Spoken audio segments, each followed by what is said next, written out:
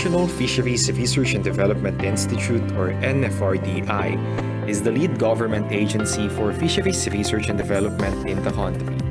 The institute was created by virtue of Section 82 of Republic Act No. 8550, otherwise known as the Philippine Fisheries Code of 1998. NFRDI is an attached agency of the Department of Agriculture, effective last quarter of 2019, and is the primary research arm of the Bureau of Fisheries and Aquatic Resources, or BIFAR. The institute also collaborates closely with DA-BAR, DOS TPJF, CIFTEC, the Academe, LGUs, and other stakeholders. Last quarter of 2019, the DBM already released the 100% approved plantilla of the institute. Through this collaboration, NFRDI aims to contribute significantly to the achievement of DA Secretary William B. Dart Twin Goal for the agri-fishery sector, which is masaganang ani at mataas na kita, or increased productivity and higher income for the fisherfolk. With that, by 2025, NFRDI aims to be a leader in fisheries research for development towards a food-secure and resilient Philippines with empowered and prosperous fisherfolk and industry. Its mission is to generate scientific knowledge and technologies that is responsive to the needs of the fisherfolk and the fisheries industry. We coined our core values from the acronym of the institute, NFRDI. Nurturing and empowering, forward-looking, responsive, dedicated, innovative, and action-driven. Under Section 85 of the Republic Act No. 8550, as amended by Republic Act No.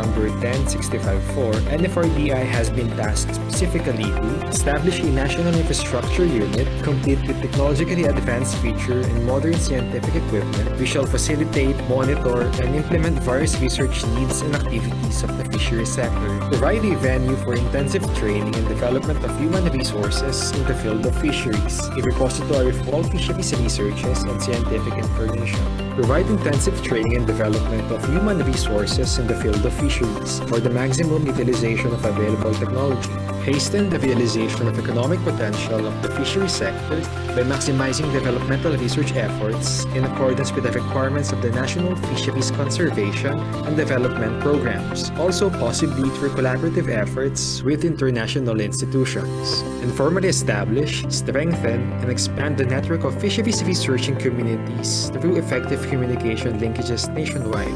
The Governing Board oversees the NFRDI's administration, which composed of the Undersecretary for Fisheries as Chairperson, the BIFAR Director as Vice Chairperson, and 7 board members which compose of the NFRDI Executive Director, the PICAARD Executive Director, a representative from the Academe, and 4 representatives from the private sector who shall come from the following subsectors: municipal fisherfolk, commercial fishing operator, aquaculture operator, and post-harvest or processor.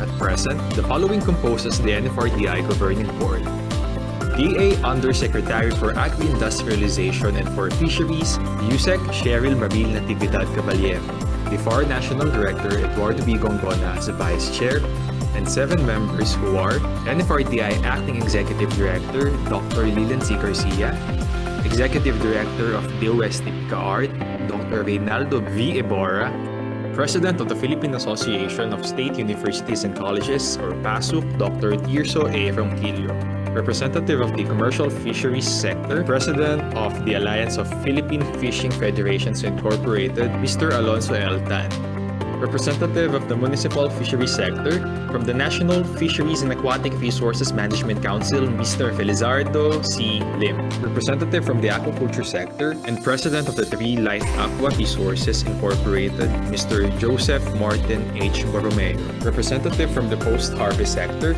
and the Vice President of Feedmix Nutrition Specialists Incorporated, Mr. Norberto O. Chinquang.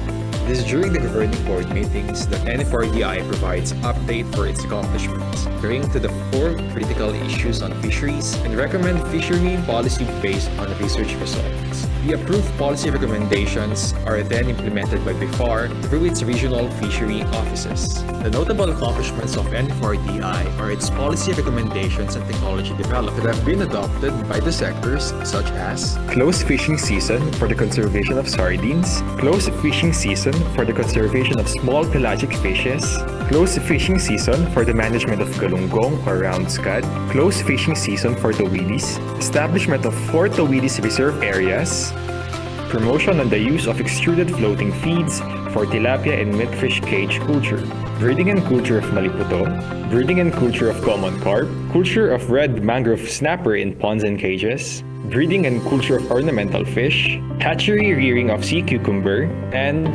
nursery rearing for blue swimming crab. In addition, another set of policy recommendations were also submitted for adoption in various fishery management areas in the country. These are harvest control rules of Indian mackerel and mackerel scad in Lamon Bay and Albay Gulf, and harvest control rules of blue swimming crab, Indian mackerel, and lattice monocle bream in Visayan Sea. Despite the challenges ahead, the NFRDI is resolute in pursuing scientific research that will contribute to the DA's twin goal: a food secure and resilient Philippines with empowered and prosperous farmers and fisherfolk. All this, we believe, will eventually redound to a productive and sustainable fishery industry and vibrant economy. Have a prosperous and productive year. Mabuhay ang sektor ng agrikultura at pangisdaan.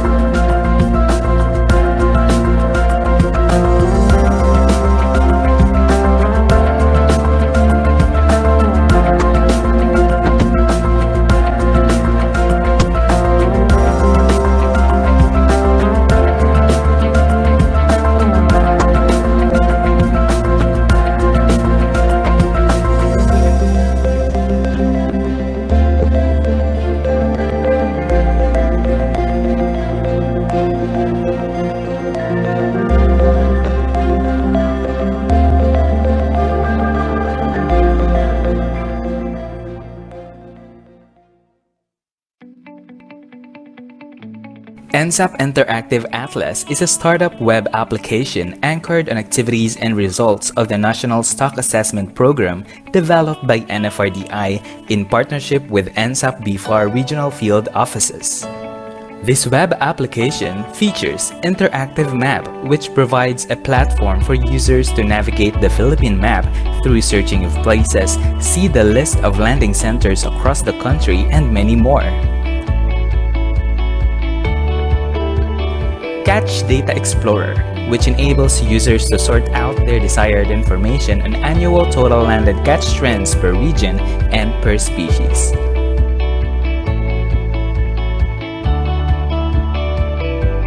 Quick Reports specifically gives ease in accessing summary reports on annual or monthly landed catch per region, per gear, and species composition.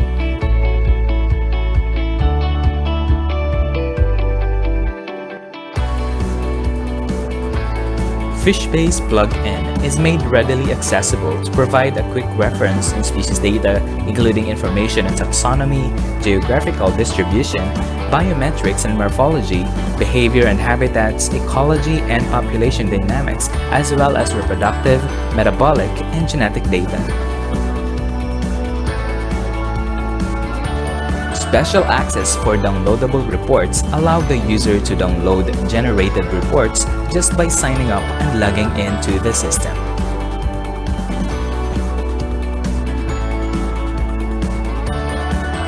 Quick access on NSAP publications provide quick access to NSAP published scientific papers, fish guidebooks, atlases, and many more. This platform envisions to address the need for standardized information on regional catch data that is valuable to the industry, policymakers, researchers, students, fisherfolk, and other stakeholders.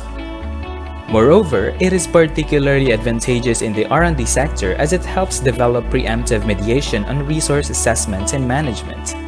The success of this platform is all thanks to the people behind this project, especially to the fisherfolk, B4 regional directors, B4 regional project leaders, analysts, enumerators, and researchers.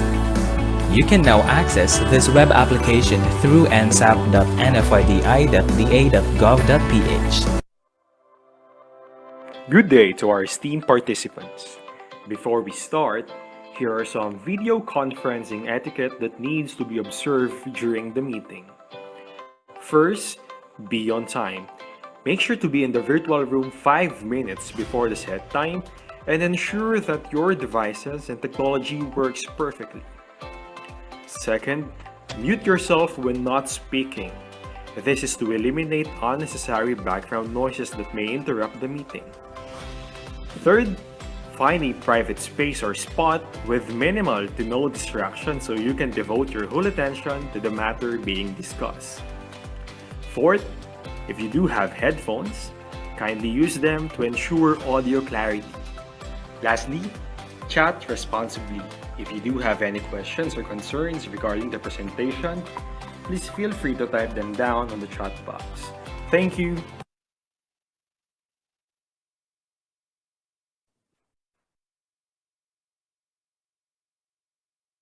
Ayan, good morning everyone. Magandang umaga po sa ating lahat, sa ating mga participants dito sa Zoom at sa Facebook Live. Hello po sa inyo. Ayan, so since our first TPJF webinar, we always have participants coming from Luzon, Visayas, and Mindanao. So to start off, let me first acknowledge our audience coming from the academe. So we have from Eastern Visayas State University, Carigara Campus, Central Luzon State University, Mindanao State University at Naawan, Visayas State University, Northern Negros State College of Science and Technology, meron din pong from Central Bicol State University of Agriculture, Southern Leyte State University, Bontoc Campus, at meron din po from Sultan Kudarat State University, UP System, and many others. So we also have from BIFAR regions, LGUs, Department of Science and Technology, National Power Corporation, and DENR. So meron din po akong nakita mga nag-register from the private sectors and civil society organizations. And we also would like to welcome those who registered all the way from Ukraine and Pakistan. Ayan. So good day, and we hope that you can learn something from this webinar. So we can see how diverse our audience, and so we thank you very much for joining us today. So once again, we welcome you to the 4th TPJF webinar series with the theme NSAP Presents. So this is brought to you by the Philippine Journal of Fisheries, published by the National Fisheries Research and Development Institute under the Department of Agriculture. I am Cyrene Moncawe, the Managing Editor of TPJF, and I will be your MC for today. So to start this online gathering, let us put ourselves in the presence of the Lord. Dear God, thank you for the opportunity to meet together. Please help us to come together to make this institution reflect your kingdom. Breathe life into our ideas and decisions. Help us build a team that has love and respect at its heart. Give us the strength to continue working for your kingdom in this time of pandemic. Lord, come give us the inspiration to be the best we can be. May we be a shining example of your goodness and truth within, wherever we are. Inspire our thoughts, discussions, and ideas, and continue to remind us that all that we do here today, all that we accomplish, is for the pursuit of truth for the greater glory of you. We ask these things in your name. Amen.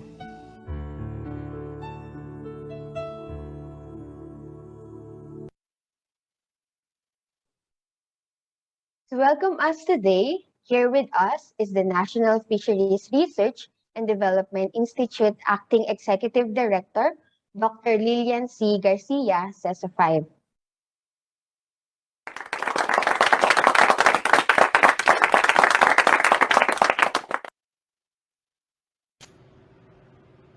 Okay, good morning everyone. Welcome dito sa ating webinar series sa ating mga different research studies na na-publish na sa ating Journal of Fisheries ng NFRDI. Napakahalaga ng ating pag-uusapan sa umagang ito kasi ay may mga significant roles ang mga studies na to in the field of fisheries. Napag-alaman ko na ang tatlong i-discuss today ay it's about the status of fisheries in Agusan Marsh na ayon sa datos ay isa sa pinakamahalagang wetlands sa buong Pilipinas. Another one ay yung reproductive biology ng performance of Otolithes rubber na locally known doon sa kanilang lugar na abo na ayon sa pag-aaral din ay isa sa mga commercially important species sa lugar na yon. And then another one ay yung stock assessment of Parrotfishes, Molmol, na ayon sa mga datos na nakalap ay nagkakaroon na ng signs of what do you call that, over fishing. So today ay maririnig nyo ang mga batikan namin mga researchers na magdi-discuss ng mga different findings about these three important topics. And I hope ang makukuha natin dito ay magiging malaking kontribusyon sa inyong kaalaman upang lalo pa nating mapalawak ang industriya ng pangisdaan dito sa Pilipinas. Especially ang pinaka-challenge natin ay yung food security natin dito sa Pilipinas na kailangan na ito ay ma-address. Gayun din naman ang sustainable management of our coastal resources. And all these challenges can be linked to the appropriate data and information science-based that we can extract from the different research studies. So maraming salamat sa ating lahat. Nagpapasalamat tayo sa organizers from NFRDI, mga staff natin, from Capture Fisheries Division and Training Division. Gayun din naman, nagpapasalamat tayo sa mga researchers natin, nakatulong natin. And last but not the least, to our Secretary William Dar and Undersecretary Cheryl Marica Baliero for espousing a very great vision in our Philippine agriculture. A food secure and resilient Philippines with prosperous and empowered fisher folk. So, in behalf of NFRDI, please join us with this noble advocacy para sa ating mga kababayan. With that, God bless everyone and kindly enjoy our webinar today. Bye-bye and God bless. Ayan, so maraming salamat po, AED, for gracing our event and for always being supportive of the activities of the journal. And now, to give us the rationale for today's activity, here is Dr. Mujikiwi Santos, the Editor-in-Chief of TPJF, a Scientist 4 of NFRDI, and Academician of the National Academy of Science and Technology, or NAST Philippines. Doc Muji? Hello, good morning. Good morning sa lahat. Magandang buhay po. Thank you very much, Sign, for that introduction. Thank you, Ma'am Lilian, for the support of this activity. Of course, kay Yusek Ching, who I understand supposed to be ay magbibigay po siya ng message. Kaya lang on travel po siya ngayon sa up north.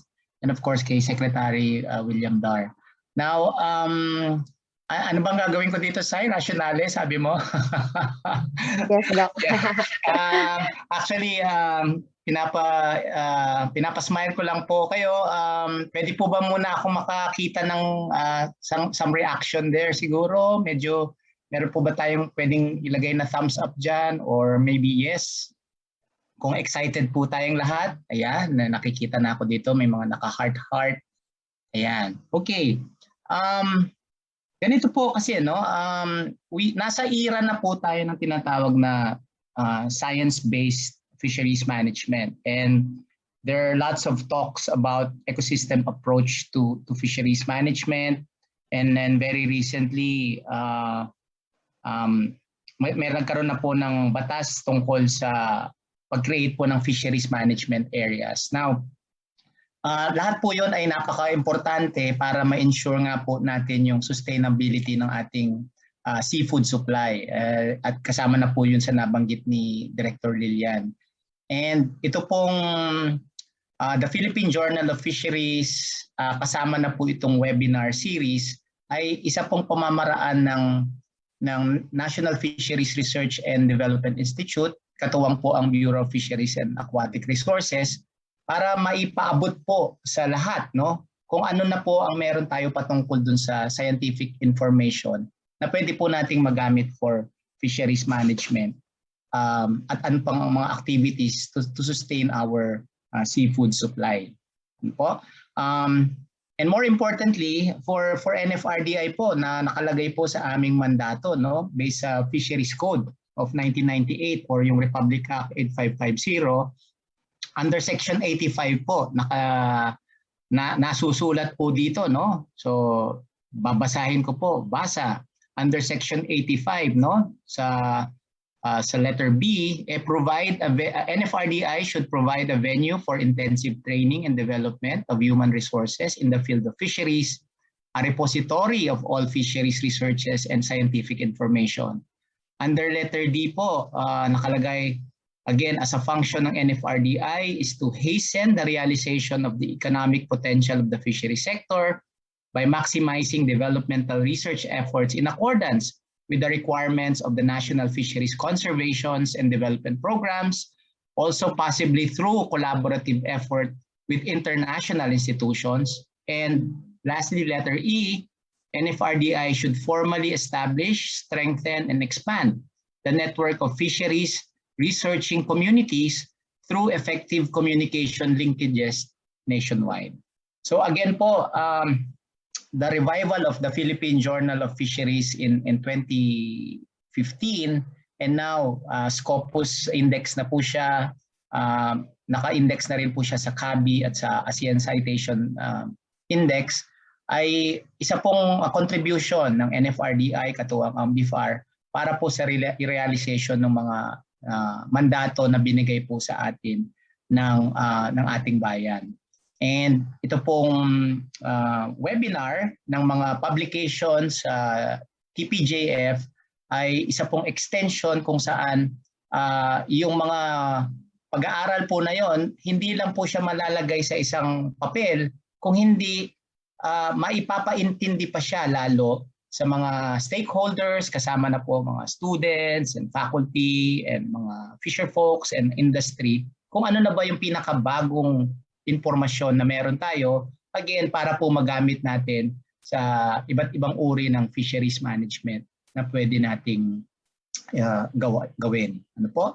And isang diretsong implication po nito would be yung studies po dito ay pwede nang gamitin ng Science Advisory Group na papunta naman po sa mga management board ng fisheries management areas. So, yun po, again, we're very happy that you are here. Maraming salamat po sa pagsuporta always, pag-attend po ng aming mga webinar.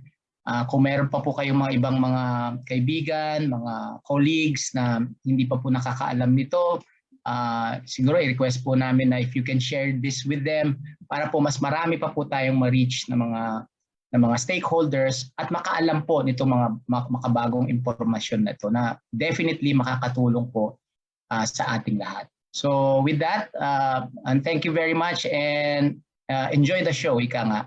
Maraming salamat po.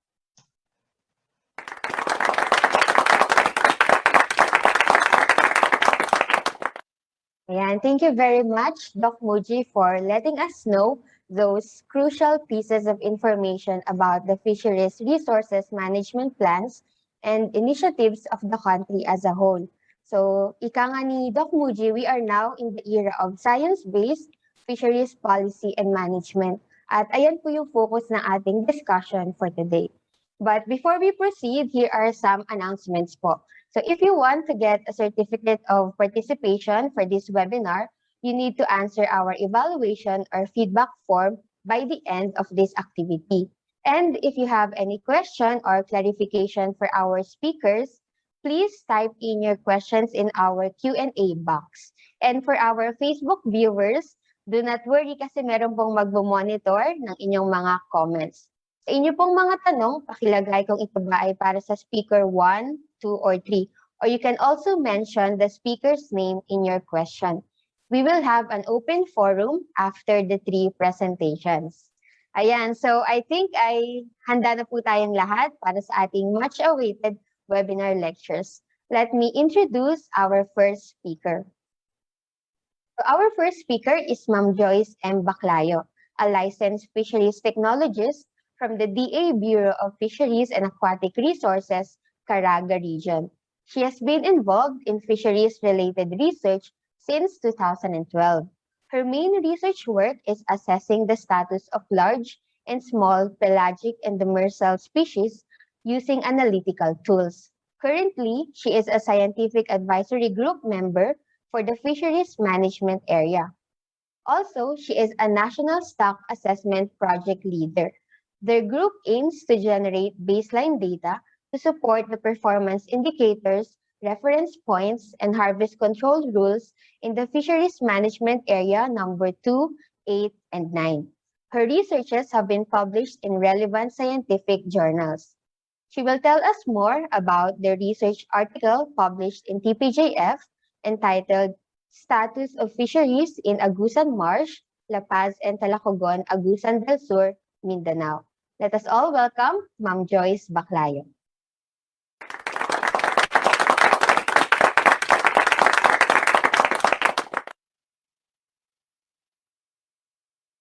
Hi, good morning.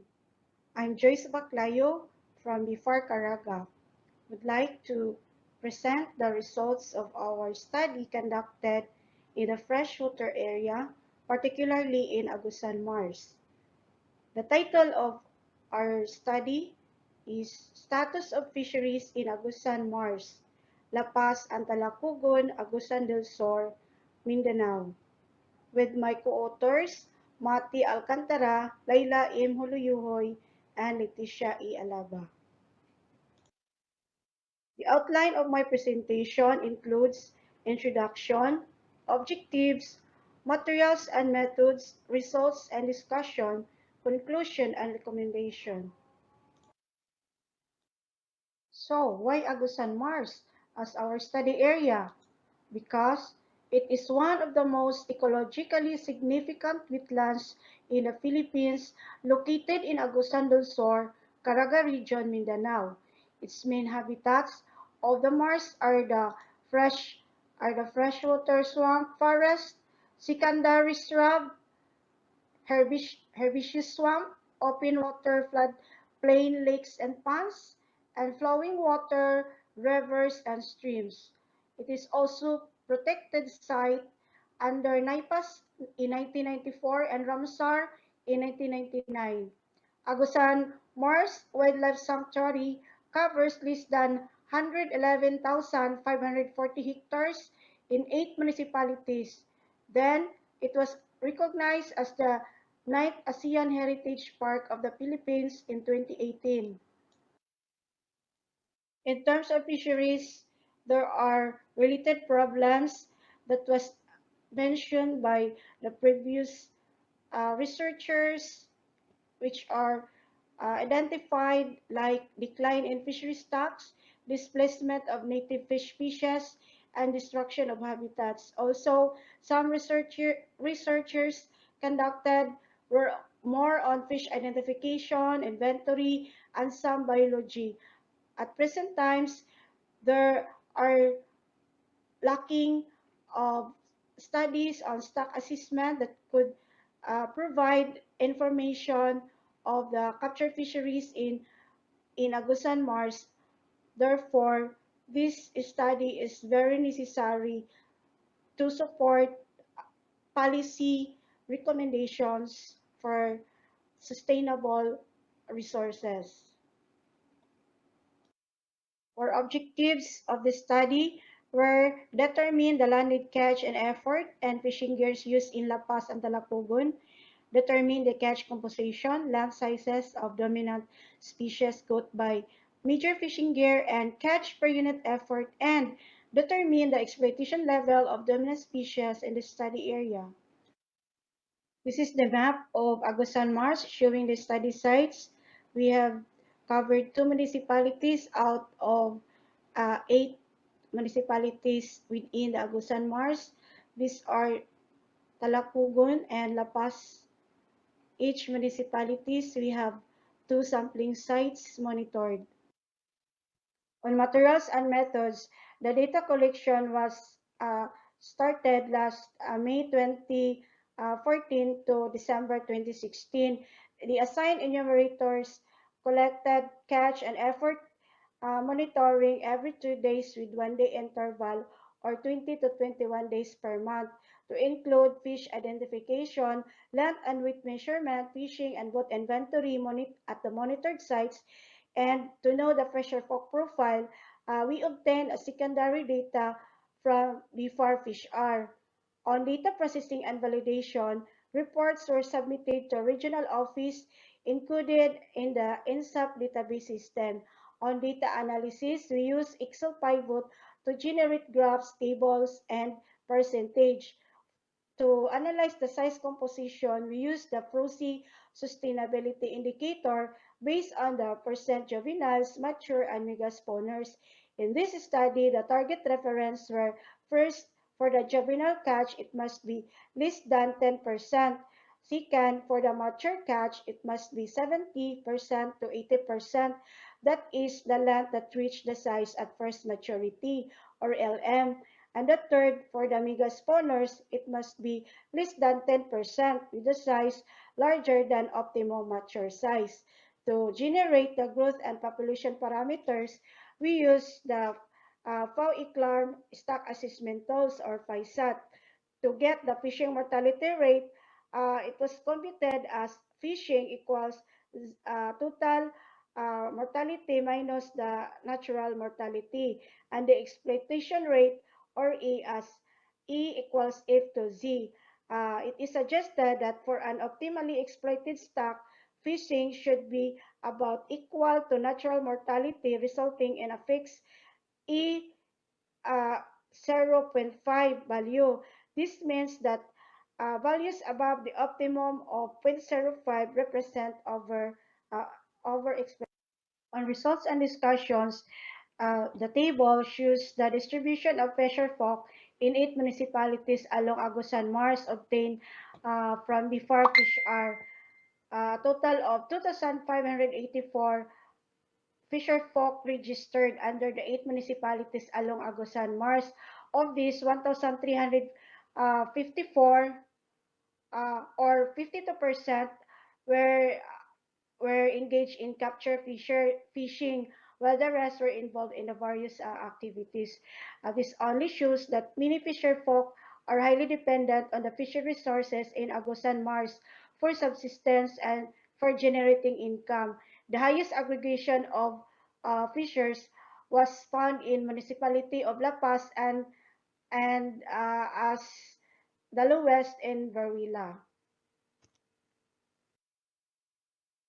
The figure shows the annual landed catch in the sampling areas in Lapaz and Talacogon. From 2014 to 2016, a total of 109 metric tons was recorded, and it was in 2014 with the highest record of monitored catch. Overall, the trend of monitored catch is in decreasing trend. For the percentage distribution, 54% was shared by Talacogon with 46 in Lapaz. The table shows the list of species with family, local name, and category status. In general, during the study, we have recorded 11 families under 13 genus with 18 species, categorized into 7 as native and 11 as introduced species. The number of species found in this study is less than the reported more than 30 species by Bella Chavez, but slightly higher than the report of Talde and Olorosa, which was 14. But this is close to the report of Davis in 1991 with 16 species. This variance may be due to the difference in the number of monitored landing sites and the duration of observed period.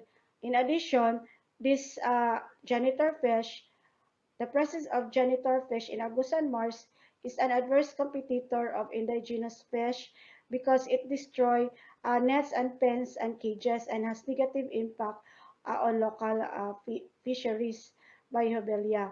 And this could be attributed to the anthropogenic activities such as siltation, pollution, and overfishing, which Guerrero noted to severely degrade most of freshwater bodies and reduce biodiversity in the freshwater areas.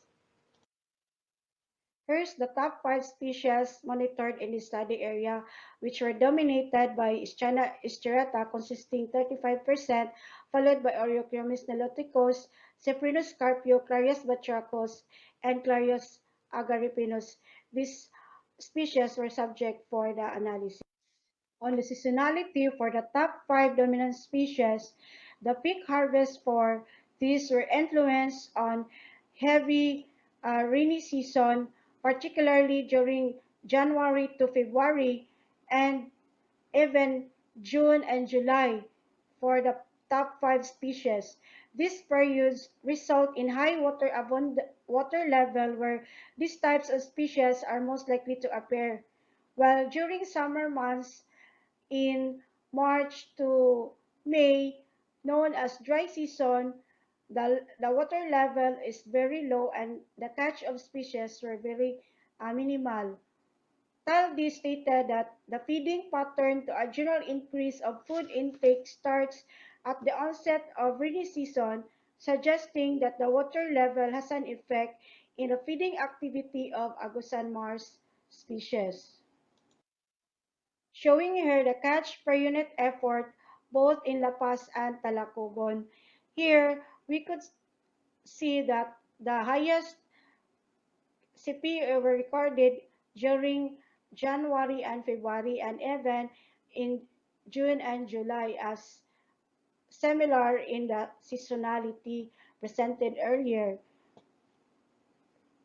Overall, the trend of CPUE observable of a decreasing trend.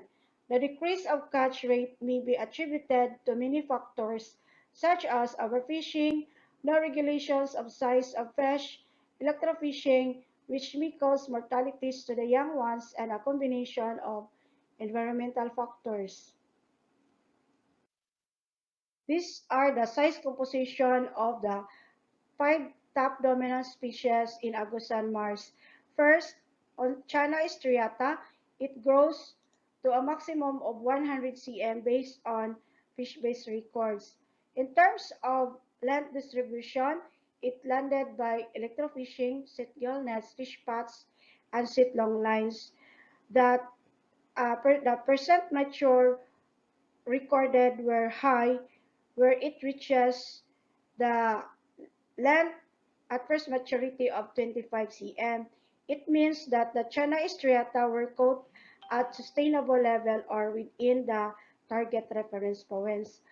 For the next species, which is Oreochromis niloticus, it grows to a maximum of 60 cm with the length at first maturity of 26.1 cm. In the case of this species, 92 to 98% were caught at immature or juveniles, in which the sizes did not reach yet the length at first maturity of 26.1. It means that the Eurochromis niloticus were caught at unsustainable level. Next is the Cyprinus carpio, the same condition with Oreochromis niloticus, where 90% were being caught and did not reach yet the length at first maturity of 34.9 cm. And the next is the Clarius batrachus. It has a record of megaspawner size, but it breached the target of less than 10%, as well as the length percent of mature and juveniles, where the target reference did not meet the target. And lastly, for Clarius garipinos also did not reach the target reference, where more juveniles in the catch were observed and did not reach yet the length at first maturity size of 30.8 cm. Among all the evaluated dominant species, only Chana striata was found to be harvested at sustainable level. In contrast, Oreochromis niloticus, Clarius batrachus, Cyprinus carpio, and Clarius garipinos were all subjected to overfishing, where unsustainable number of juveniles are being harvested. According to PROCEED, there are three simple indicators of fisheries sustainability to observe. First, let the fish spawn in order to maintain and rebuild a healthy stock by allowing the fish spawn at least once in their life cycle. Second is to let them grow to optimum length, a bit larger than the length at first maturity. And lastly, let the mega spawner live.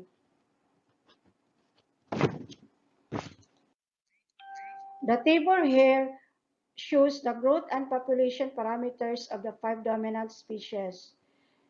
The 5' range from 2.871 to 3.427 values and are within the range from the other studies as presented in the next table. The values does not fall within the range recorded were attributed to area-specific and environmental factors which may affect the growth rate of the fish.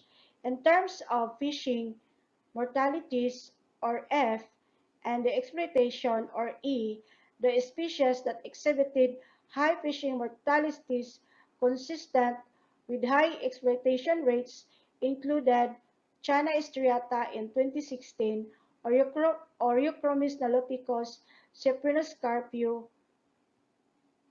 and slightly in 2016, the Clarius garipinos. The high fishing mortalities were brought by harvesting of immature sizes which consequently resulted to high exploitation rates beyond the threshold of 0.5. On the other hand, of the 5 species investigated, only Clarius batrachus shows underexploitation, which range from 32 to 0.44 values. For the conclusion, the annual monitored catch in Lapaz and Talacogon were in decreasing trend, and Chana striata was the most dominant fish species, comprising 35% of the total catch. February and June were the strong months with consistent high catch. The CPUE yield peaked during the flood seasons or rainy months, particularly in January, February, June, and December. Electrofishing is still existing in the area, poses harmful effects to the fish larvae which may lead to mortalities due to electro effect. Generally, the key species in Agusan Marsh are at risk of overfishing, attributed to the heavy fishing pressure caused by catching more immature individuals. Recommendations. Our recommendations: with the present status, it is recommended to reduce the high fishing pressure in Agusan Marsh brought by use of smaller mesh size and electrofishing. To attain this, there an immediate action from the local government unit to check and evaluate existing fishing methods and practices by the fishers. to formulate ordinance in the use of legal mesh size and bigger hawk size. It is crucial to conduct future reproductive biology study for key species to confirm the length at first maturity, as it is important to know what size should have a limit to catch. In addition, it will determine what particular months need to regulate and protect spawners.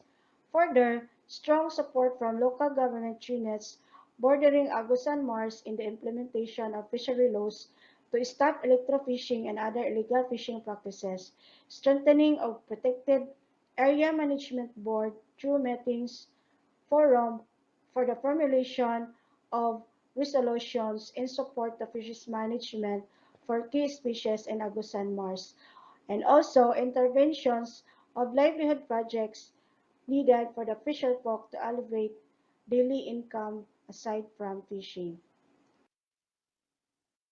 And we would like to acknowledge and express our thanks to the BIFAR management, NFRDI, the Philippine Fisheries Journal reviewers, special friends who help in the review, our data enumerators, analysts, and of course, the LGU Talacogon and Lapaz del Sur. Thank you very much for listening. Ayan, maraming salamat po, Ma'am Joyce, for a very great start. So we learned from Ma'am Joyce's presentation that the key species in Agusan Marsh are at risk of overfishing. Hence, immediate policy measures must be given high attention. So mag-commercial break po muna tayo. Just to quickly mention our website and SNS accounts, you may visit our website at www.nfrdi.da.gov.ph/tpjf to know more about the journal, especially its guide for authors, for those who are interested in submitting their manuscripts. Please take note that TPJF is already indexed in Scopus, CABI, and ASEAN Citation Index, among others. Also, please like our Facebook page. Just search the Philippine Journal of Fisheries. And we also have a Twitter account at TPJF_NFRDI. So, syempre po, wag niyo rin kakalimutan na i-like ang NFRDI at NSAP Facebook pages. Ayan. So, moving on, let me introduce our second speaker. Our second speaker is Dr. Noemi S. Valenzuela, the project leader of the National Stock Assessment Program in Bicol Region and the Division Chief of the Regional Fisheries Training and Fisherfolk Coordination Division. She is also the current chairperson of the Science Advisory Group, or SAG, for FMA 7, an expert in fisheries management, policy analysis, training, facilitation, and community development. She finished her doctorate in fisheries technology at Iloilo State College of Fisheries as a BIFAR scholar. So being an NSAP project leader for 5 years, she published several books and studies that contributed to the policy development in managing the fisheries resources in the Bicol region. So she will share with us the results of their research study entitled Reproductive Biological Performance of Otolithes ruber in San Miguel Bay, Philippines. A warm virtual clap, please, for Dr. Noemi.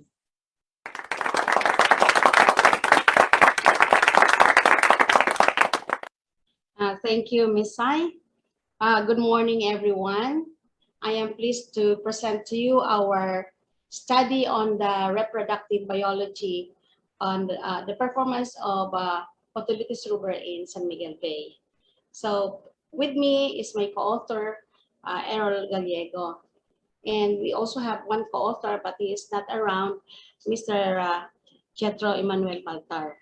So allow me to share my presentation.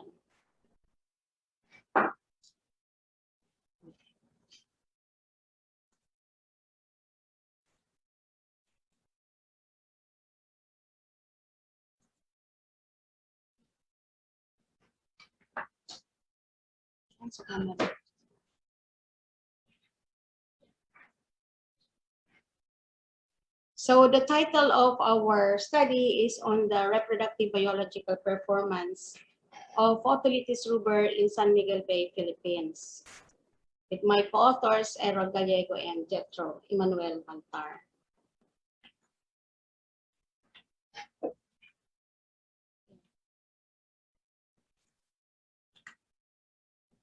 Now, Otolithes ruber is commonly called as tiger-toothed croaker, locally known as abo.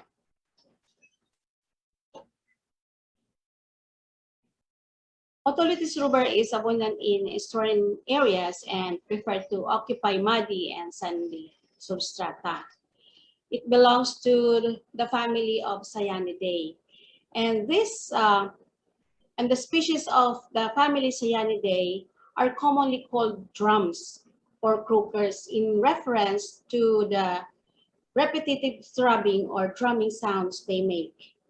Drums or croakers are distributed in the Atlantic, Indian, and Pacific Oceans.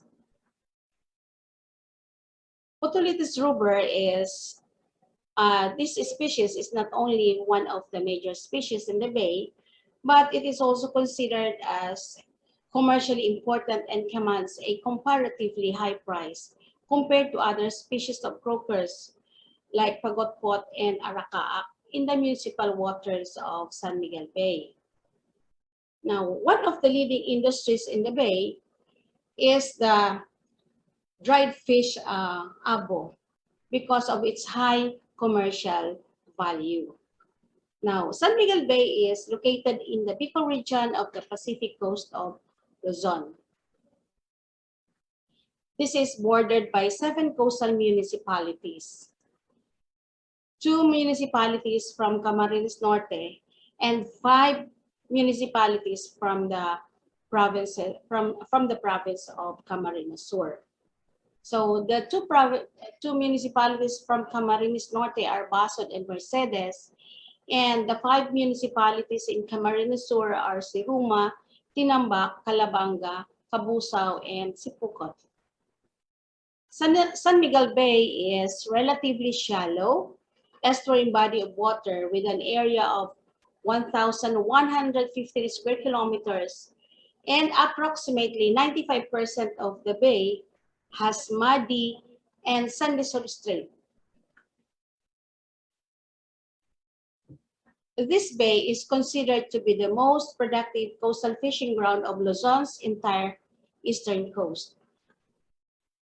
Aside from being a rich fishing ground for shrimps, a variety of fish species are also commonly caught in the bay, such as herrings, mullets, juvenile Spanish mackerels, anchovies, crevalles, and croakers. Now, in the previous studies conducted by some researchers, they were able to identify several threats to the viability of the fishing industry in San Miguel Bay. And one is on the biological overexploitation. 2, on the excessive fishing pressure from the large and small-scale fisheries sectors.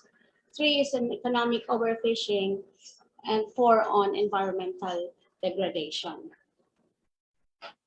Now, from those threats identified from the previous studies, there were also management interventions implemented in San Miguel Bay. And one of that is the banning of commercial trawlers in municipal waters to minimize the problems on overfishing.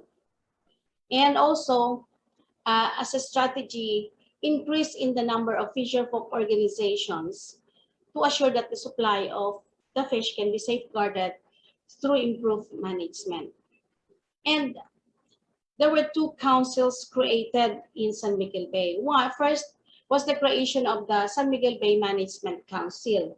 But then in 1996, due to the creation of the pharmacies as per Executive Order number 240, as the recommendatory bodies in fisheries matters, this was then transformed from SMB Management Council to pharmacies. But the composition of this is more of the fisherfolk sector. Now, despite the relatively long history of management initiatives in San Miguel Bay and several studies to assess the status of its demersal stocks, none has given particular focus on Otolithes ruber. Hence, the gap of the study, their studies is on there is a very scanty information and studies on the reproductive biology of grouper in San Miguel Bay. So our objective for this study is to determine the reproductive capacity of Otolithes ruber in San Miguel Bay. And we determined the length-weight relationship, spawning seasonality, fecundity estimate, and the spawning potential ratio of Otolithes ruber. Now, there were 14 landing centers established along San Miguel Bay. And the reason for establishing these landing centers is because of the high landings of Abo. For the materials and methods, samples were weekly collected from different years in its sampling station, conducted for 34 months from March 2015 to November 2017, and at least 5 kilos of O ruber were collected in each area per week. In sample processing and data analysis, the specimen were weighed in grams and measured by its total length in centimeters using a measuring board from the tip of the snout to the end of the caudal fin. Fish samples were dissected and the sex was determined based on the gross appearance on the gonads. And the gonads were removed and weighed using a digital weighing balance, and nomenclature for description of the stages of the gonads were based on the 5-point scale of Eastman. The sex was determined based on the gross appearance of the gonads using the 5-point scale on the 5 stages. For stage 1, it is classified as immature. Stage 2 is classified as maturing and recovering spent. Stage 3 is classified as ripening. Stage 4 is classified as ripe. And stage 5 is classified as spent. Stage 1, the gonads are very small, ovaries are pinkish, translucent, and testes is whitish. While for stage 2, the gonads are small, jolly transparent, and pinkish whitish. For stage 3, gonads are enlarged. Ovary is pinkish yellow with granular appearance, while testis is whitish to creamy, and there are no transparent ova. And for stage 4, gonads are considerably enlarged. Ovary is orange-pink with conspicuous superficial blood vessels and is large and transparent. So ripe ova are visible. Testis is whitish creamy and soft. And for stage 5, gonads are shortened, walls loose, flabby, empty, dark red with traces of sperm or ova. So for the materials and methods, the gonadosomatic index, or GSI, was obtained to evaluate the monthly gonadal development. GSI is the relationship between the weight of the fish to the weight of the gonad. It supports the reproductive activity of the species. So the GSI was calculated using the formula GSI in percentage equals the weight of gonad over the total body weight times 100. And for the fecundity, only the stage 4 gonads were taken into consideration because in this stage, the eggs are clearly discernible. And 2 lobes of the ovary from each sample fish were removed carefully by dissecting out the abdomen and were fixed in 5% formaldehyde solution immediately after taking and recording the gross measurements. This technique facilitates the easy separation of the eggs from the ovarian wall.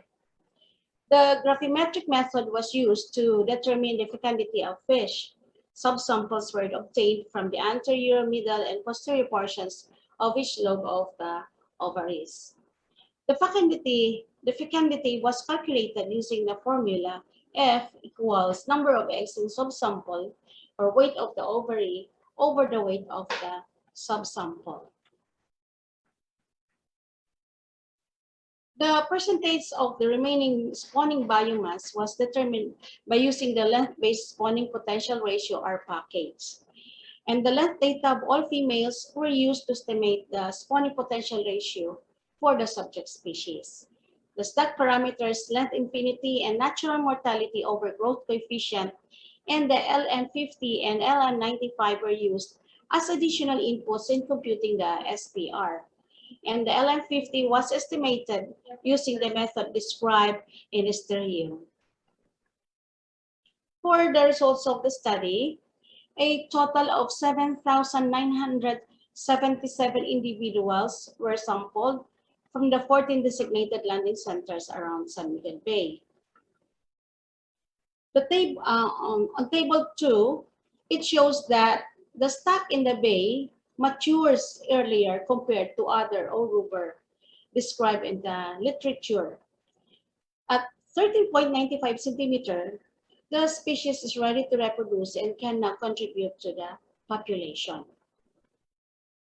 And the early maturation of Oruber in the bay can be attributed to the geographical and ecological differences affecting fish phenology.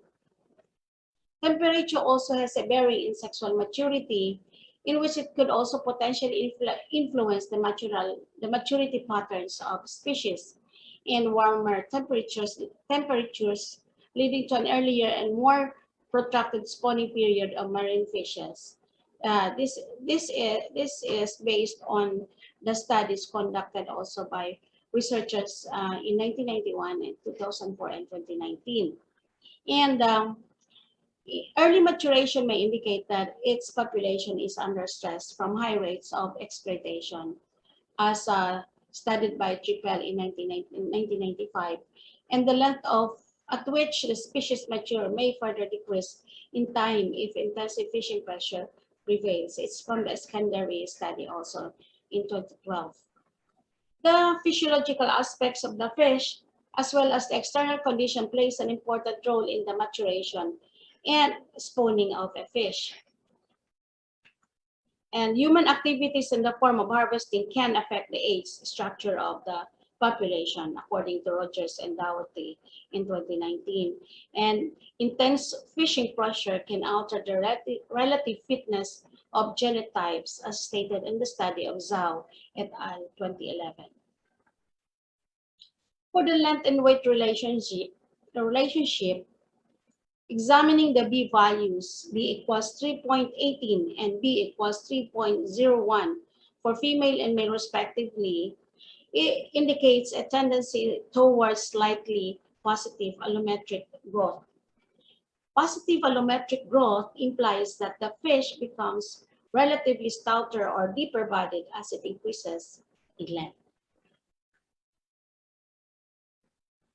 For the spawning season, mature females were found throughout the study period in the bay. The presence of individuals with stages 4 and 5, its gonads and all the months revealed that this species is actively breeding throughout the year, with spawning peak from July to September and may extend up to October or in later months of the year. So all these 5 stages of sexual maturity were observed year-round.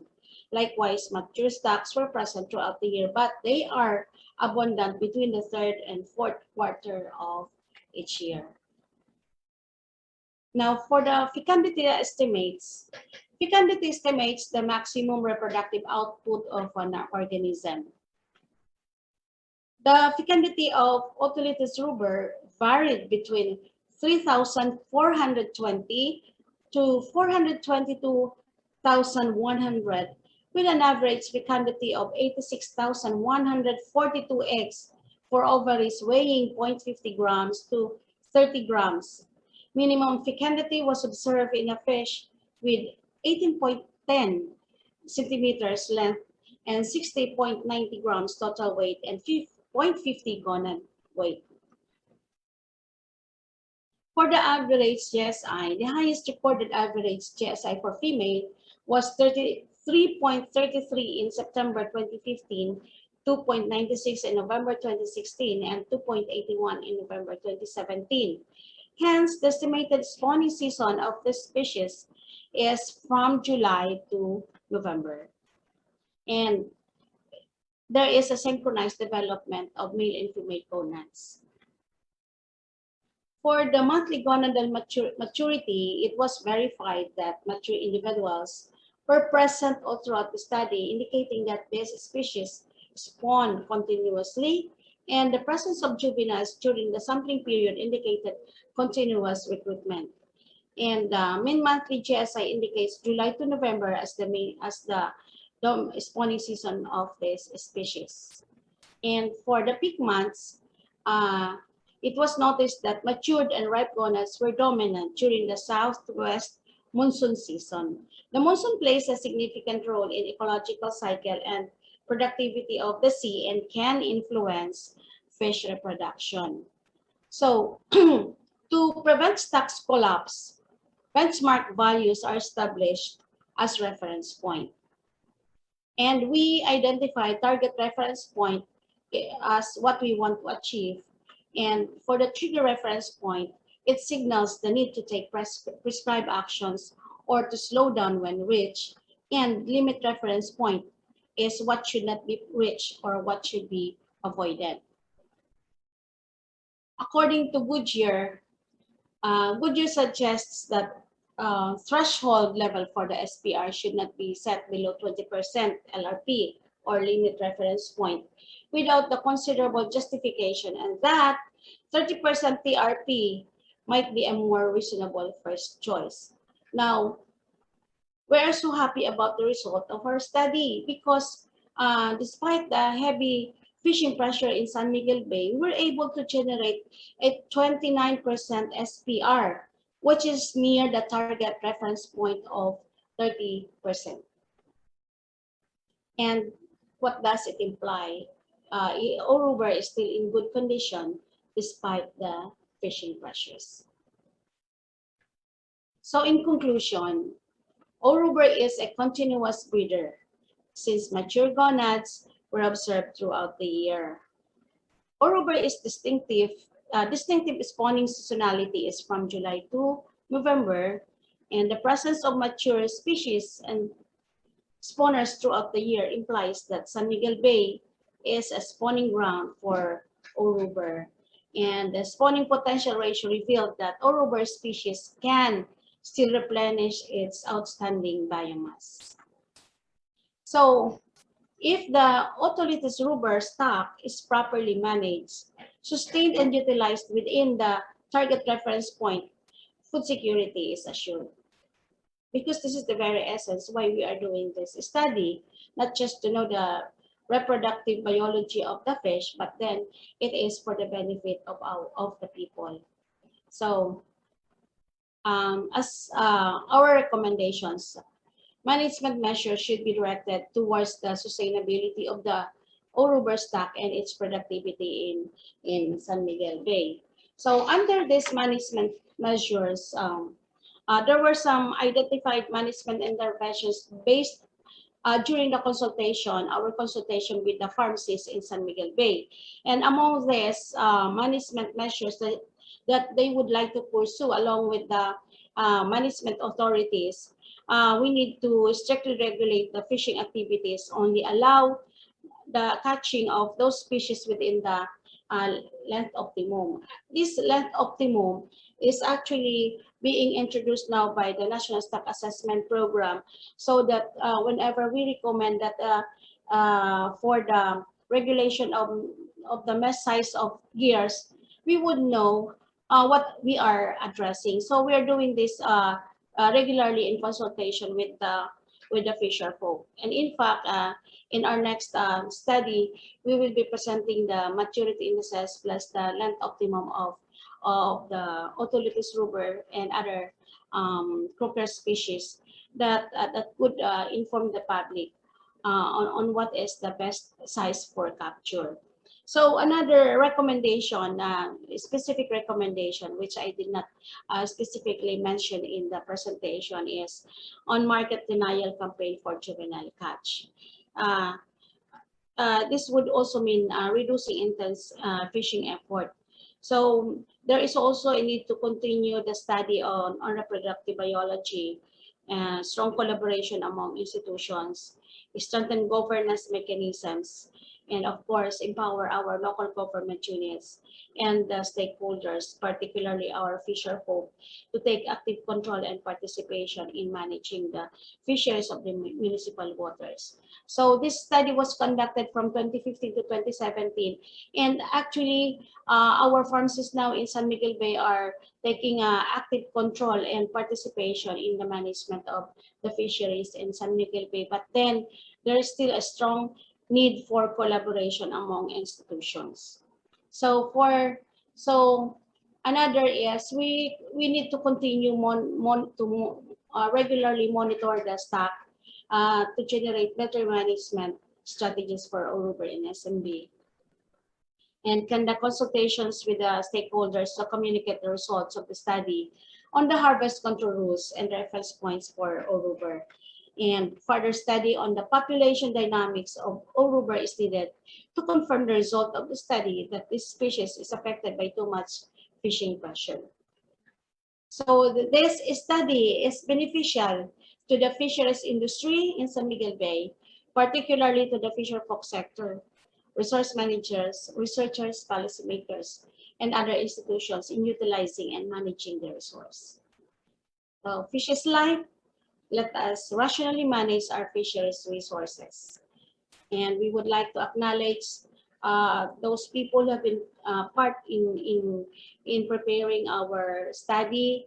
We would like to thank our BIFA Regional Office 5 for their support to the National Stock Assessment Program, and for its financial support. Of course, to Ms. Virginia Olaño, was the former NSAP project leader, and would like to commend the San Miguel Bay team during that time. Some of them are no longer with us, but some are still here, like Jocelyn Balila, Anime, is Alexandra, Jenaline, Maricris, Venus, Delmar, Ellen Rose, Norman, Myra, Jezabel, Maritoni, Edena, Mario, Reina, Ruth, Octa. Of course, we also have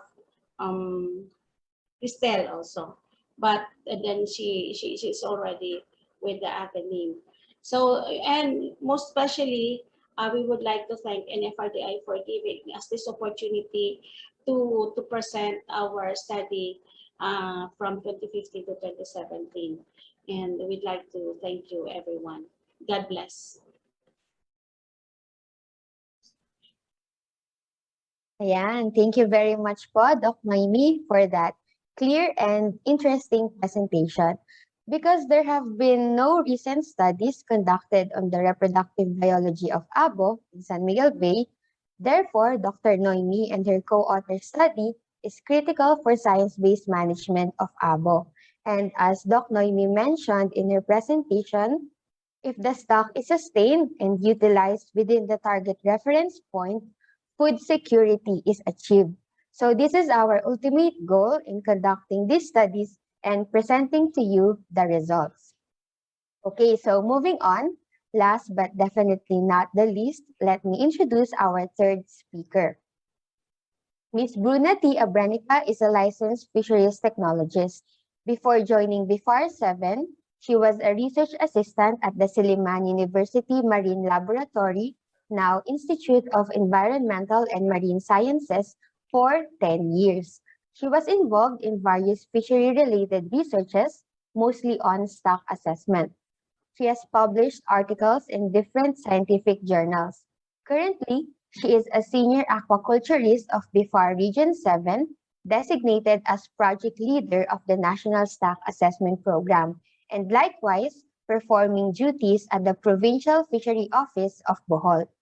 With NSAP, she is also deeply involved in operationalizing the fisheries management areas in the region, being an active member of the scientific advisory group in 4 FMAs. She will tell us more about their published paper entitled Stock Assessment of Parrotfishes, Molmol in the Major Fishing Grounds of Bohol, Central Visayas. Let us all welcome Ma'am Bruna Abranica.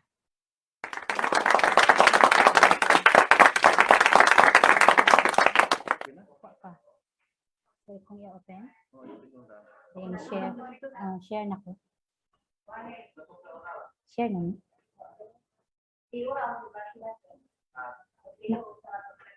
automatic naman siya dito, ma'am. Diba ko no? Ibalik ko na sa katong Zoom. Slideshow na ko. Oh, slideshow. Slideshow. Balik. Hindi, balik sa Zoom. I-escape mo.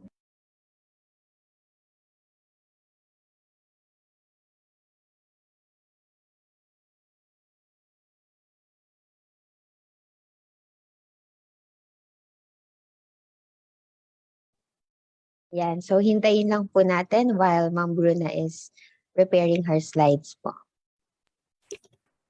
Share. Share to.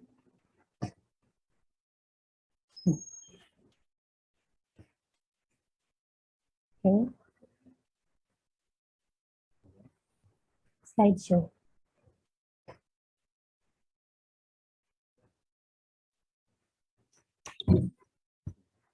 Okay, good morning, everyone.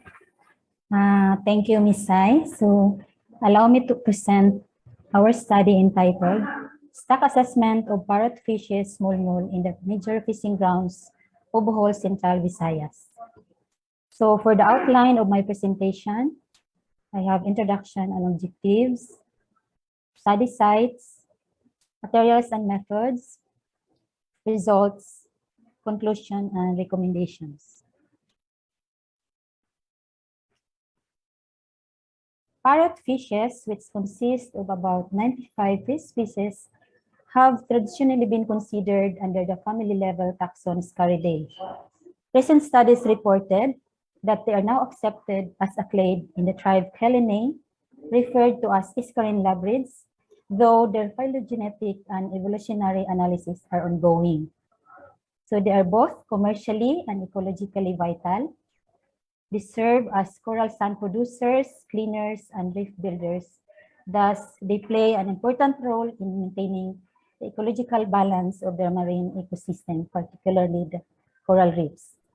So apart from the commercial and ecological importance of this group, they have high aesthetic value as an important attraction in the diving destinations because of their charismatic and attractive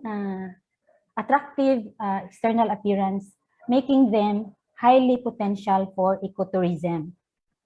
So Provincial Agricultural and Fishery Council Resolution Number 1, Series of 2018, was lodged in July 2018, pushing for the declaration of open and closed fishing season for parrotfishes or molmol in all coastal municipalities of Bohol, based on the premise that they are overfished. Thus, this study. So this paper aims to provide science-based information on the stock status of parrotfishes in the three major fishing grounds of Bohol, namely the Nahon Bank, Cebu Strait, and the Bohol Sea, using the data of the National Stock Assessment Program, Region 7, gathered from 2015 to 2018.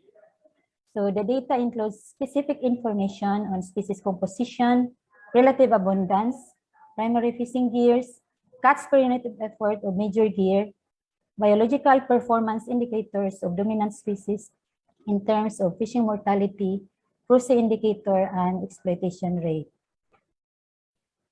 So this is the map with the NSAP monitoring sites of parrotfishes in the major fishing grounds of Bohol.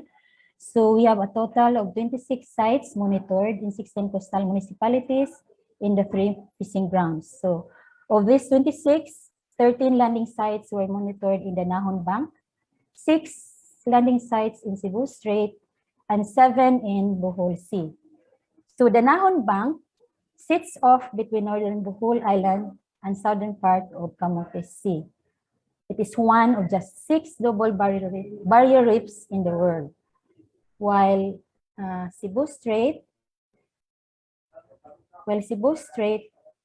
is described as relatively deep with a maximum depth of 306 meters, and its coastline is 342.4 kilometers with a total area of 3,933 square kilometers. While Bohol Sea is also called Mindanao Sea, has an area of about 7,968 square kilometers situated within the Central Visayas. So for the data collection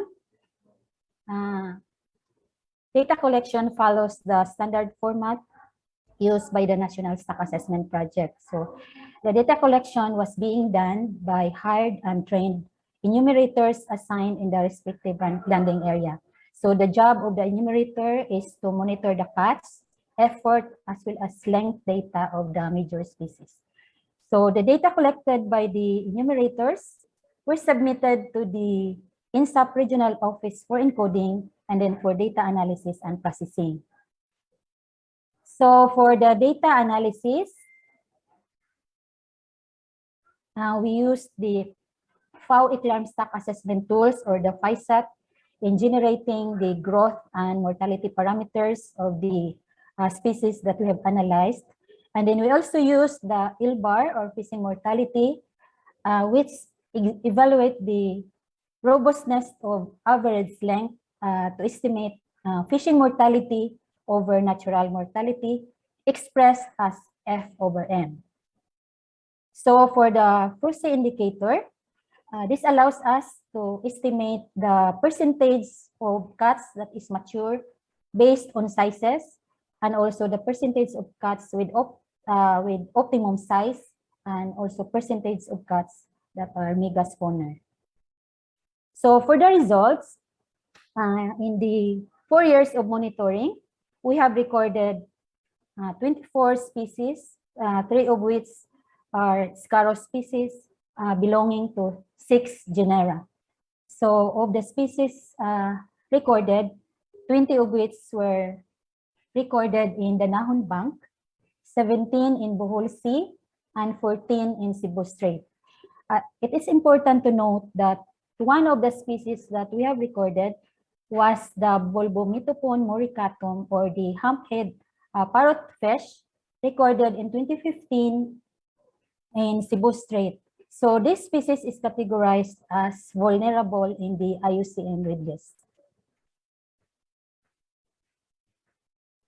So for the monitored catch of parrotfishes by fishing ground from 2015 to 2018, the highest landings monitored was recorded in the Nahon Bank, 12,197.66 kilograms, equivalent to 75.96%, while the lowest was recorded in Bohol Sea at 472.25 kilograms or equivalent to 2.94%, and Cebu Strait ranked second with 3,387.23 kilograms, equivalent to 21.1%. So for the total monitored landed catch and relative abundance of parrotfish species in the Nahon Bank, it is noted here that the majority of the cats was Scarus guban, comprising 82%, which is equivalent to 10,033.09 kilograms. Then in Bohol Sea, the dominant species recorded was Scarus forstini at 30%, equivalent to, actually the monitored landings in Bohol Sea was very minimal. So in fact, the highest, it only contributed 472.25 kilograms. Of these cats, the dominant species was the Scarus forstini at 30%. In Cebu Strait, the dominant species recorded was the Chlororus sordidus, accounting 59%. And it is also followed by Scarus cui at 21%, and Scarus guban with 5%, and Chlororus japanensis at 5%, while the rest had very minimal percentage. So for the relative abundance of parrotfishes by family, we also determine the abundance of the parrotfish family relative to other families recorded in the same period. So in the Nahon Bank, the subfamily Scarinae comprised 2.18% relative abundance, equivalent to 12,197.66 kilograms. While in Cebu Strait, it accounted 0.17% only, equivalent to 3,387.23 kilograms. In Bohol Sea, the contribution in Bohol Sea for subfamily Scarinae was negligible. It's only about 0.02%.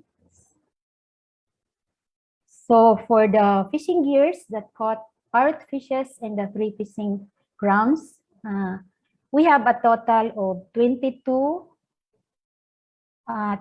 gear types categorized into hand instrument, hooks, nets, and traps.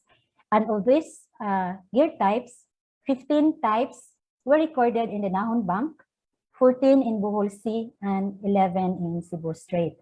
It is important to note that among these gears, spear gun was the most prevalent and was the most gear used for catching parrotfishes. So these are the actual photos of the fishing gears used in catching parrotfishes. So spear gun, then we have bottom set gill net, we have spear gun with compressor, and also fish pot. So these are just among the gears that are used for harvesting this species. So for the relative abundance of parrotfishes per fishing ground per gear, so it appears that the Nahon Bank recorded, the spear gun in the Nahon Bank recorded the highest at 71%, followed by bottom set gill net with 21%, and hook and line with 6%, and about 10 gear types recorded a very minimal contribution at 1%. Then in Bohol Sea, spear gun only contributes 10% because the gears that target parrot fishes in Bohol Sea were the bottom set gill net at 34% and the tramil gill net at 22%. While in Cebu Strait, spear gun only contributed 27% and then gill net at 47%. So for the catch per unit of effort, which refers to the amount of harvest or catch per unit of effort, was computed to determine the catch rate in the 3 fishing grounds. So in this particular study, we only computed for the spear gun as the primary gear used to catch parrotfishes. So in the Nahon Bank, the results indicated that higher CPUs were obtained in the months of March, August, February, and November, whereas lower CPUs were obtained in September and May. So for the annual mean CPUE, it was also computed, and the results showed that there was an increase in CPUE, in the mean CPUE from 2015 to 2017, however, decreased in the recent year in 2018, as our recent year of monitoring reported in this study. So in Bohol Sea, it appears that spear gun was not the dominant gear as reflected in the patchy distribution of data, but the data shows that the range in CPU rate was very low. For example, in 2015, it ranged only from 0.18 to 1.8, whereas in 2016, it ranged from 0.48 to 1.6, and then the highest CPU was recorded in 2017 in the month of December at 3.65 kilogram per day, while the lowest was recorded in February of the same year at 0.35 kilogram per day. So in Cebu Strait, a similar observation was noted, wherein the spear gun was not the commonly used gear as reflected in the sporadic representation of data. However, in 2015, we observed that the CPUE, CPUEs were comparable between months and was less variable. Then we computed for the biological performance indicators of Scarus goban in the Nahon Bank as the most dominant species we have recorded. So we used the available data collected from 2017 to 2018. So biological performance indicators in fisheries are very important as it describes the status of the stock. So biological indicators will serve as basis for establishing reference points for the conservation of a particular stock. So for the results, for the growth parameters of Scarus goban analyzed in the Nahon Bank, so for the asymptotic length or the highest length that the species can possibly attain, it was estimated at 47.8 centimeters total length, and it was estimated using the FISAT program. Then the growth constant K shows that the Scarus goban grows slowly or had a lower growth rate compared to pelagic species, of which the K was estimated at 0.58 per year, also estimated from FISAT. Then the maturity length was estimated at 26.9 centimeters total length. Since we did not have a reproductive biology study, the maturity length was estimated from this base using the life history tool. Then the optimum length was at 29 centimeters, and the optimum length range was at 26.1 to 31.9 centimeters total length.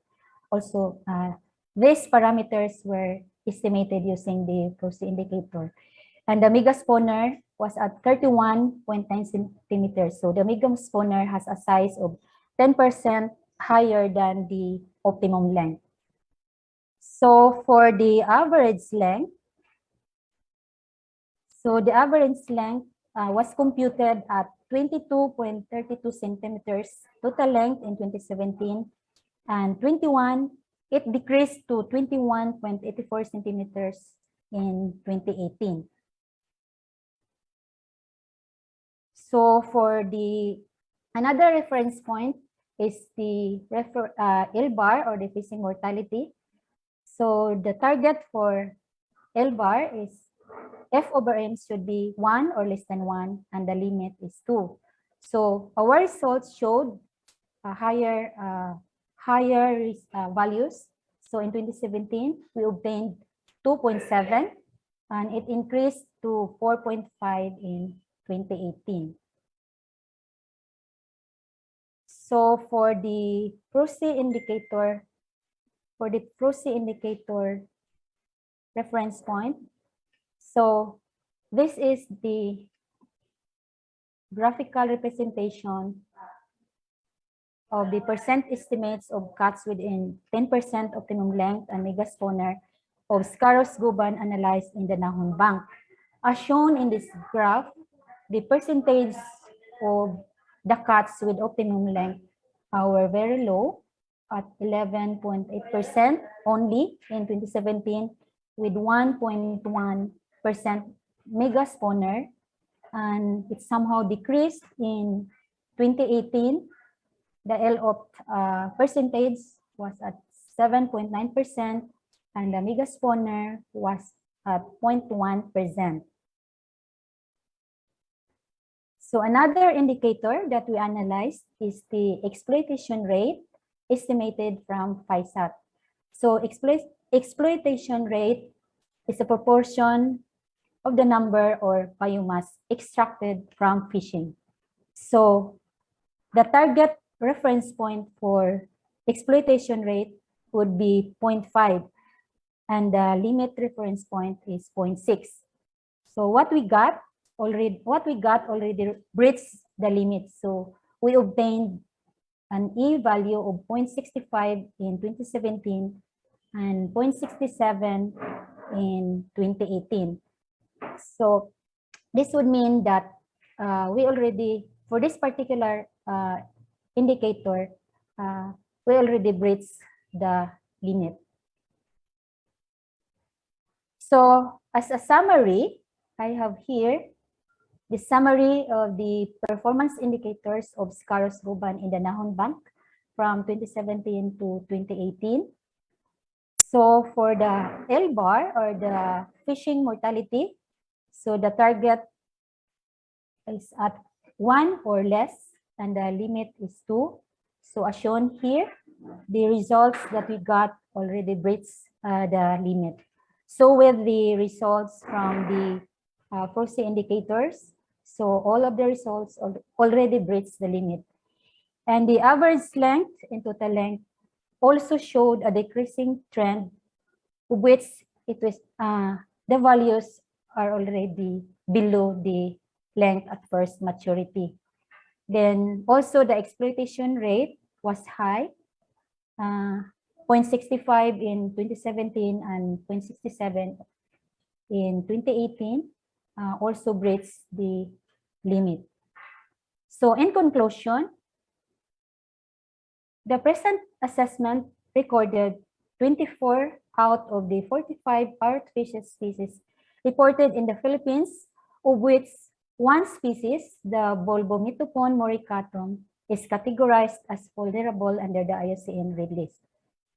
Among the three principal fishing grounds, the Nahon Bank recorded the highest share at 75.96% of parrotfish catch, with Scarus guban as a major contributor, harvested by spear gun.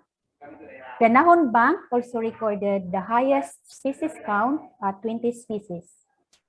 However, length-based analysis of biological indicators of East guban show signs of overfishing, as reflected in the high fishing mortality, very low percentages of the catch with mature sizes within plus minus 10% optimum length and megaspawner, and increasing exploitation rate and decreasing length, which is already below the maturity length. So as recommendations based on our results, we suggested the following recommendations. So first, there should be strict implementation of existing fishery laws and regulations against destructive fishing, because it was reported that destructive fishing practices are still being done in the island barangays of Bohol province. So we cannot deny that IUUF is still existing. So next recommendation is restricting catch to only terminal phase male, preferably above 31 centimeters total length, is suggested to maintain the population's reproductive potential, even if the optimum length fell at 21.6 to 31.9 centimeters. Why? Because the protogenous hermaphrodite nature of parrotfishes complicates management initiative, because the protogenous nature of parrotfishes, in the course of their life history, they will transition from female to males, to terminal males. So if we harvest Scarus guban within this range, we do not know if we harvest females that have not yet transitioned into males. So there is a danger of harvesting the Scarus guban that have not yet transitioned into terminal phase male. So that is why it is preferable, it is recommended to catch the larger sizes of this species. Next, continuous stock assessment or catch monitoring, focusing on Molmol fishery in the existing sites with parrotfish landings. then conduct reproductive biology study of Scarinoe to determine spawning pattern, which will be the basis for seasonal closure if appropriate, through reproductive biology study. Other critical parameters such as GSI or gonadosomato index, fecundity, and spawning potential ratio can also be determined. Then it was also suggested to conduct underwater fish visual assessment, a fisheries independent survey to estimate density, spawning stock biomass, and abundance of parrotfish in the specific fishing ground. Next, conduct total inventory of boat and fishing gears to examine gear selectivity and determine total production and maximum sustainable yield. Actually, we have already started conducting boat inventory. So hopefully, if budget warrants, it will be continued next year. So we can be able to estimate the maximum sustainable yield once we have that data on the total inventory of the boat and gears. So include on-site price monitoring of Molmol fishery, including fishing inputs and operational costs to determine the income per unit of effort, per fisher, per gear, and determine the maximum economic yield or MEY as a whole. Spatial seasonal closure of parrotfishes shall be imposed if appropriate. This can preferably be done only after the conduct of reproductive biology study. Then, holistic information education campaign on the ecological importance of parrotfishes relative to all other aquatic species in the coral reef ecosystem. And lastly, IEC on coral reef conservation as an essential habitat of parrotfishes and other aquatic ecosystems. So for the information of everybody, these results were already presented to the PAFC last week prior to presenting this result here. So we made it a point to present our results to the PAFC, considering that they're one of the reasons why we conducted this assessment. So for the acknowledgement, so these are the people and the institution that due to for our recognition. So we have BFAR for the funding, NFRDI through Dr. Lilian Garcia for the technical support, mentoring, and encouragement, Dr. Jose Ingles of Environmental Defense Fund, LGUs of Bohol through their mouse and fishery technicians, to all NSAP fields enumerators, encoders, and analysts involved in this project, to all the fisher folk who willingly and voluntarily shared their daily catch information, and to God Almighty for the protection, strength, and guidance. So with this, I would like to thank you all for listening, and I would like to end my presentation with this quotation from Gifford Pinchot: "Unless we practice conservation, those who come after us will have to pay the price of misery, degradation, and failure for the progress and prosperity of our day." With that, thank you and good morning once again. God bless.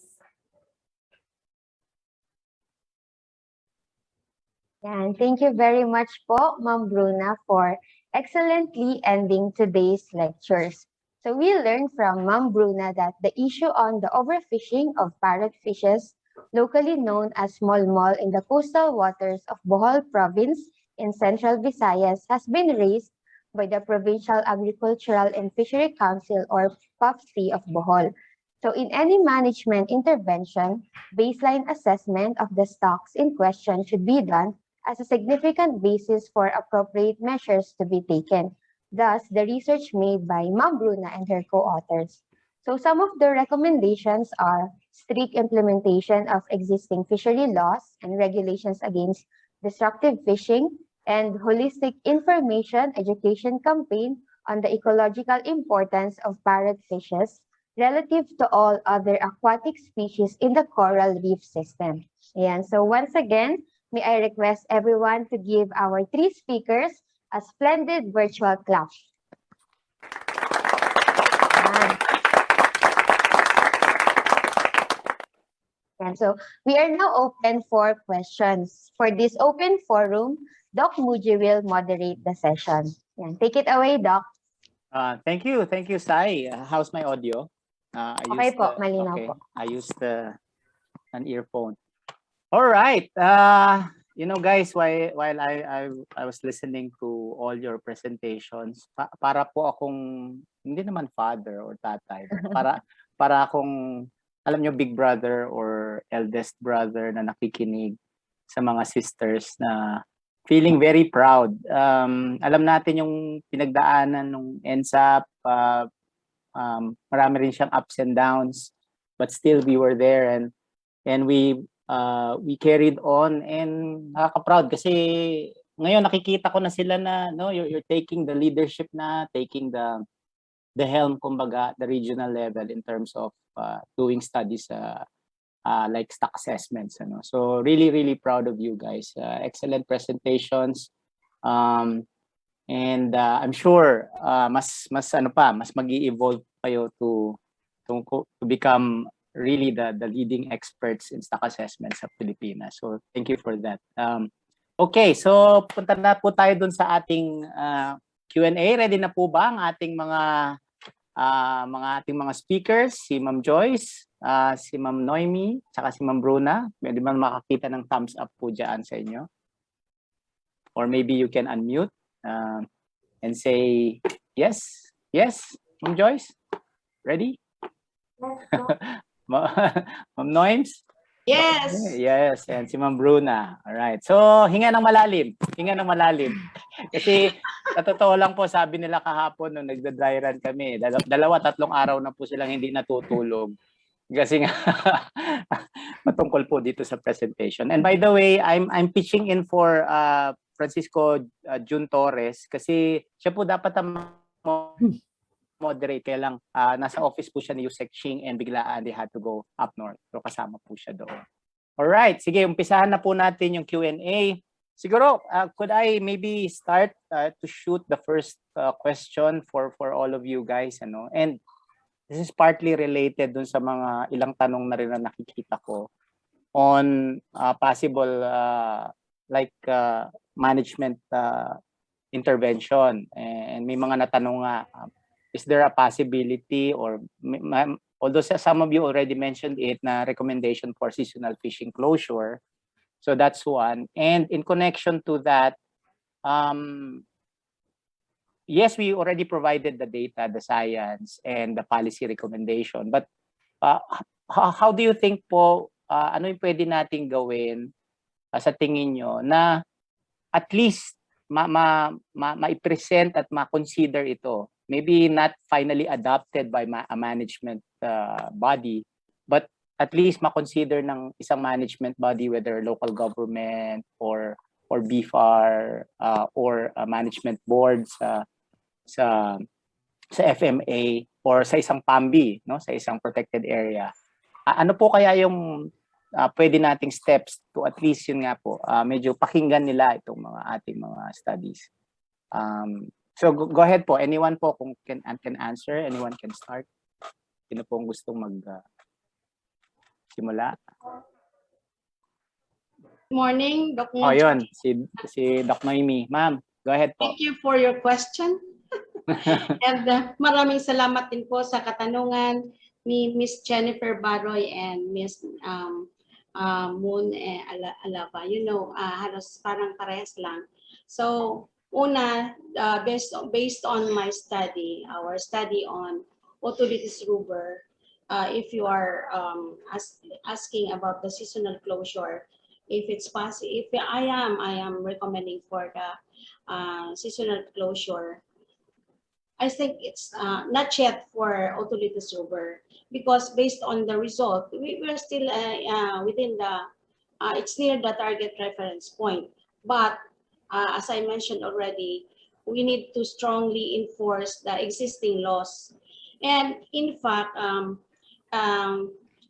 recommending for a seasonal closure is harsh to our fisher folk. Based on our consultation, not just on Oruber, but we also have our stock assessment, and we have already published some materials that would tell that the San Miguel Bay per se is already overexploited. But then for Otolithes rubber, we suggest for strong enforcement of fishery laws that we have, and then we empower our fisheries management, the management board of the fisheries management areas, because that's also a policy that would reinforce the management of our local government units on the for the municipal waters. So having the FMA will not only manage those fishes within along the municipal waters, but also our fisheries resources outside of the municipal waters. So ginagawa naman po ito ngayon ng BFAR as the lead agency, co-managed by the local government units. Of course, we are still on the formative stage. So what we need is to really strengthen our governance mechanisms. So what are these? Ito na po yung FMA, and then we have the management board, and we cannot discuss tawag yan, hindi natin pwedeng iwanan ang SAG kasi ito na ang science-based approach natin that would support the policies na gagawin ng ating management board. So strengthening the capacity of the SAG would mean strong collaboration among institutions, but of course BFAR as the lead and the NFRDI. So I just want to inform the entire audience na yung closed season was actually one of the recommendations in some of our papers for San Miguel Bay, because we know that this is heavily fished and then heavily studied, and even as early as earlier than 1980, meron na talagang mga strong measures na ginagawa for San Miguel Bay, pero hindi pa rin optimal yung management actions. So what we need is really empower our fisher folk sector. We need to strengthen our information campaign, and then it's good that we have the SAG, but then I think I know that I hope this would reach also our management from NFRDI, from the Department of Agriculture and BFAR. This is the right time to look into what the National Stock Assessment Program is doing. We really rely on the results of what the NSAP is doing, but then let us consider also, panawagan po ito, that we need to support the NSAP. Manpower, we don't have permanent employees to run the NSAP. This is just an additional functions among NSAP project leaders, and more so our analysts.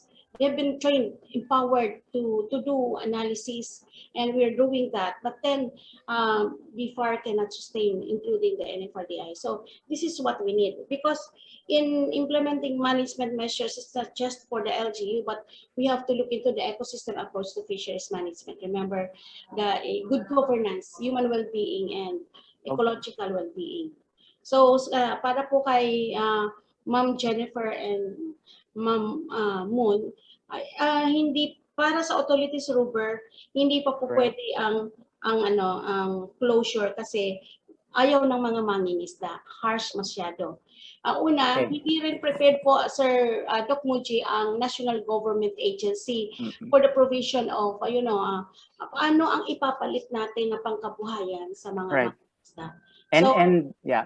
And your results is pointing to di ba Ma'am Noemi? Nasa target pa siya eh.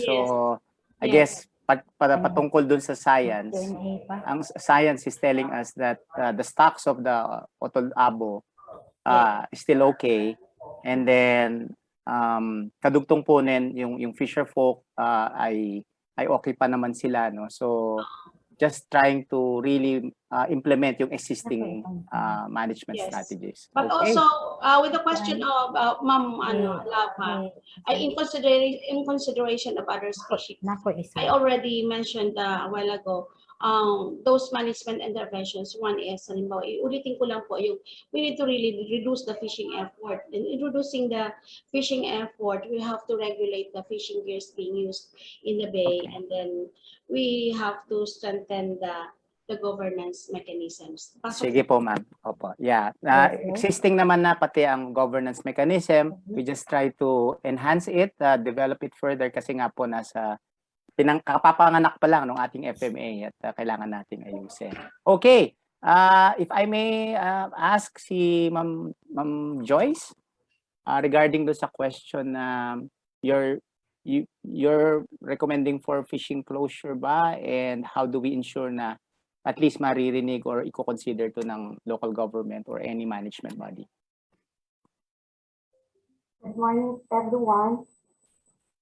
For Agusan Marsh, as given the recommendations, isa sa mga maganda po na i-push sa Agusan Marsh, specifically sa key species, is kailangan po talaga ang strong implementation of fishery laws, because most of the inhabitants there are Manobo tribes, and then with the existing programs of BIFAR, meron naman po mga interventions, no, na mga letters. Most of these really related to mga illegal activities like may electrofishing pa. So we need really to strengthen the enforcement of the fishery laws and support of the LGU bordering the Agusan Marsh, especially the PAMBI will also really have a close collaboration with some other concerned agencies. Okay. Ma'am Joyce, na-present yun na ito sa PAMBI, yung results nito? Actually, Doc, we are planning, but due to the pandemic, Okay. we're not able. But for the previous mga consultations with the locals, we did already. Okay, but there's a plan to really mainstream din to the PAMBI. Okay. Thank you, Ma'am Joyce. And Ma'am Bruna, your take on, I guess it's clear in your recommendation, the fishing closure, very clear yung ba't ibang indicators. And so ano na po yung next patungkol dun sa management na po? Nakamute ka, Ma'am Bruna. So what we have accomplished in this study will serve as an initial steps for the more collaborative step for the conservation of parrotfishes in Bohol season, in Bohol province as in general. So as I've said earlier, we have already presented the results to the FAFC. Then one of our recommendations is to conduct the reproductive biology in collaboration with them. So probably we can poster on that, depending on the funding. Then, but as I mentioned in my report, that the protogenous hermaphrodite nature of parrotfish complicates management initiatives because we do not know at what size they will transition from female to male. So I think we will push through with the ReproBio. Then as I read in the chat box, I think we can also do census or visual census to also complement the result of that census, considering that our results showed that the stock is already overfished. So our data or our results needs, for example, something to substantiate it more so that it will be comprehensive, considering that what we have in the NSAP, the data is fisheries dependent, unlike if we conduct on-site. So we can be able to estimate the spawning stock biomass and the abundance. So that would enhance or improve our results, which we have now. So all the management initiatives that will be taking by the LGU are very much welcome in order to holistically manage our resources on parrotfishes. Because for the information of everybody, Bohol is one of the diving sites. So that is why most of the people there, especially those who have resorts, so they prefer the parrotfish will remain there for attractions because it is a good ecotourism enterprise. So that's yeah, thank you very much, Ma'am Bruna. It really appears that you know, this strengthens our sort of argument that we really need to study these things, produce Yes. information. For many of these things, it's species specific, site specific, so that we can have a sort of a better and a better and a more responsive management strategy. Yun nga, yung biology nung parrotfish medyo problematic, although ibig sabihin, not problematic, but hindi siya pa masyadong understood well. yes, And yes. so although the stocks, I guess, Ma'am Brun, is not in a good place right now based on your studies, pero yung management intervention ang medyo hindi pa natin ma-pinpoint whether we Yeah. can do fishery closure Mhm. kasi nga po because of the reprobio. And I guess that highlights the importance of really more people studying these things kasi nga po para ma-pinpoint natin yung specific So, management. in Okay. addition to that, Doc, I think with our data, I think we should adapt the precautionary approach since we already determined the sizes at optimum sizes. So preferably we will cut the larger sizes because Right. we are sure of that they have already transitioned from Right. female to terminal megaspawner. So as I've read in the literature, so it is preferable to cut larger sizes Right. in order not to limit the production of sperm in this. Right. Right. And as what Ma'am Noemi and Ma'am Joyce mentioned, we cannot go wrong if we're really going to enforce existing fishery laws.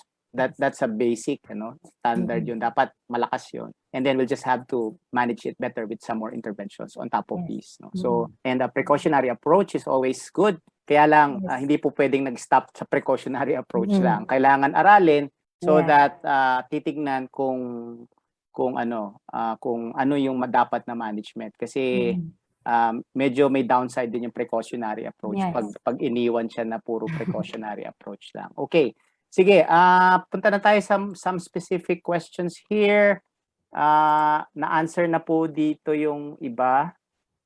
For Agusan Marsh, perhaps you can maybe just mention, this is from Georgine, Academician Georgine Primavera. Yung mga, ano daw, Ma'am Joyce, can you mention sa public, ano yung mga hindi nyo na nakita doon, and doon sa cyprinid, anong walang endemic, sabi nyo, and then some management strategy.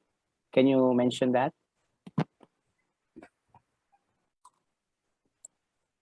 Yes, thank you, Sir Georgian. Of course, I believe you're the one of the authors that I used in my study. Yes, during our study, many of the endemic or some listed species in our study, we have not recorded it during our study period. Maybe attributed to the limited number of sampling sites we have covered, because we only focus in the areas of Talacogon and Lapaz. And I understand that your previous study covers more areas. So one of the species we have not encountered are Ambasis enterocta, the Carius miniolofi, Pontius vainotatus, Ophia Aprocyphala, Islogobius, and others.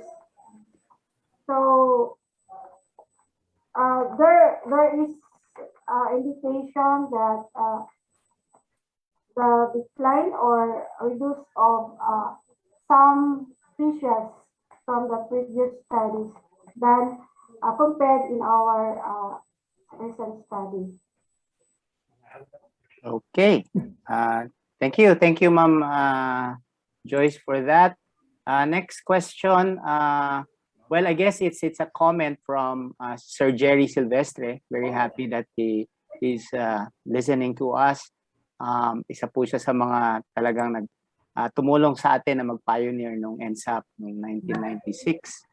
97. Good job, Ms. Bruna and team. You may wish to revisit the use of arithmetic mean and geometric mean depending on the distribution of catch rates for gear use and the impact of gear selectivity on length distributions and the population parameter estimates presented. So I guess this goes for all the three speakers and things to consider in the future when you're doing your studies. Okay. I guess i-take note na lang po natin yon. I guess we don't need to respond to that.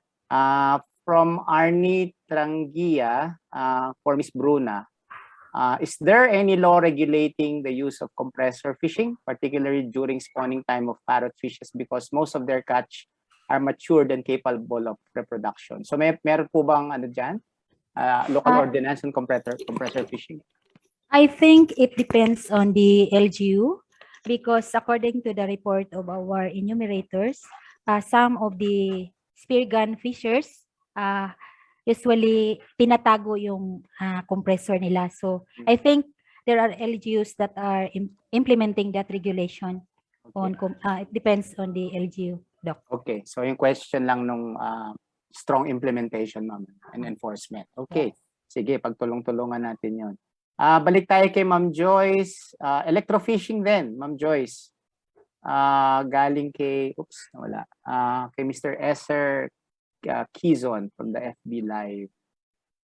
Isn't this an indication of the lack of political will on the part of LGUs to strictly implement the law in their respective jurisdiction? What do you recommend to address this matter? Ayun. Patungkol din sa electrofishing, Ma'am Joyce. Ano daw sa tingin nyo yung pwedeng magawa so that this intervention is implemented fully dun sa lugar ninyo? Thank you, Sir Esther. On the issue on the electrofishing, yes, that's the very problem. Even though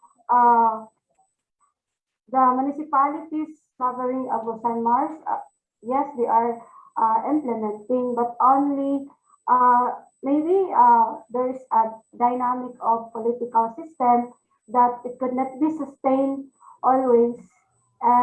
But there is an option, especially through the provincial fishery office and in coordination with some concerned municipalities, that they give an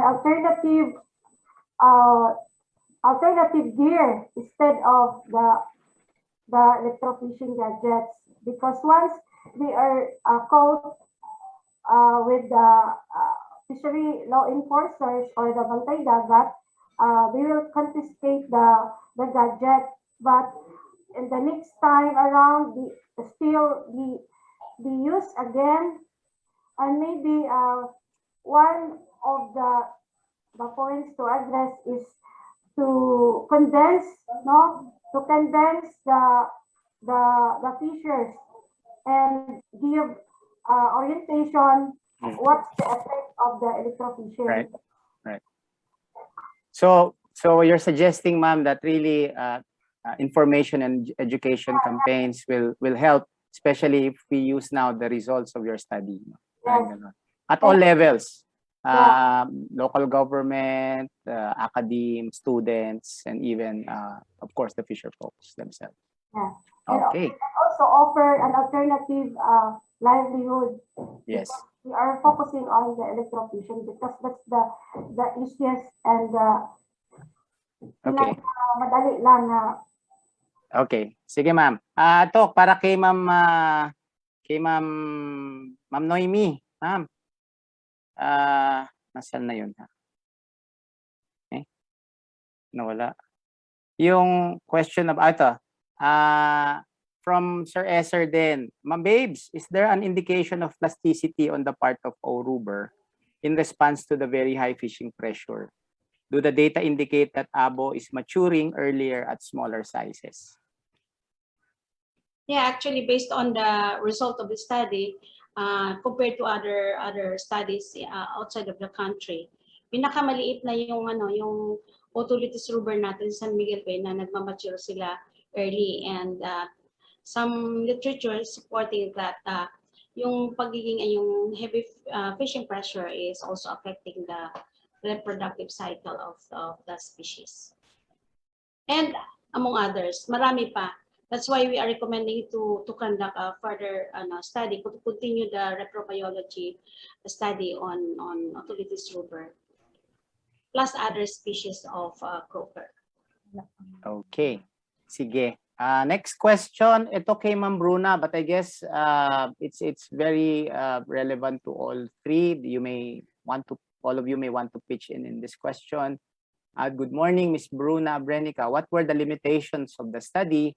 What were the challenges faced, especially in conducting the stock assessments? From Ms. Jennifer Baroy.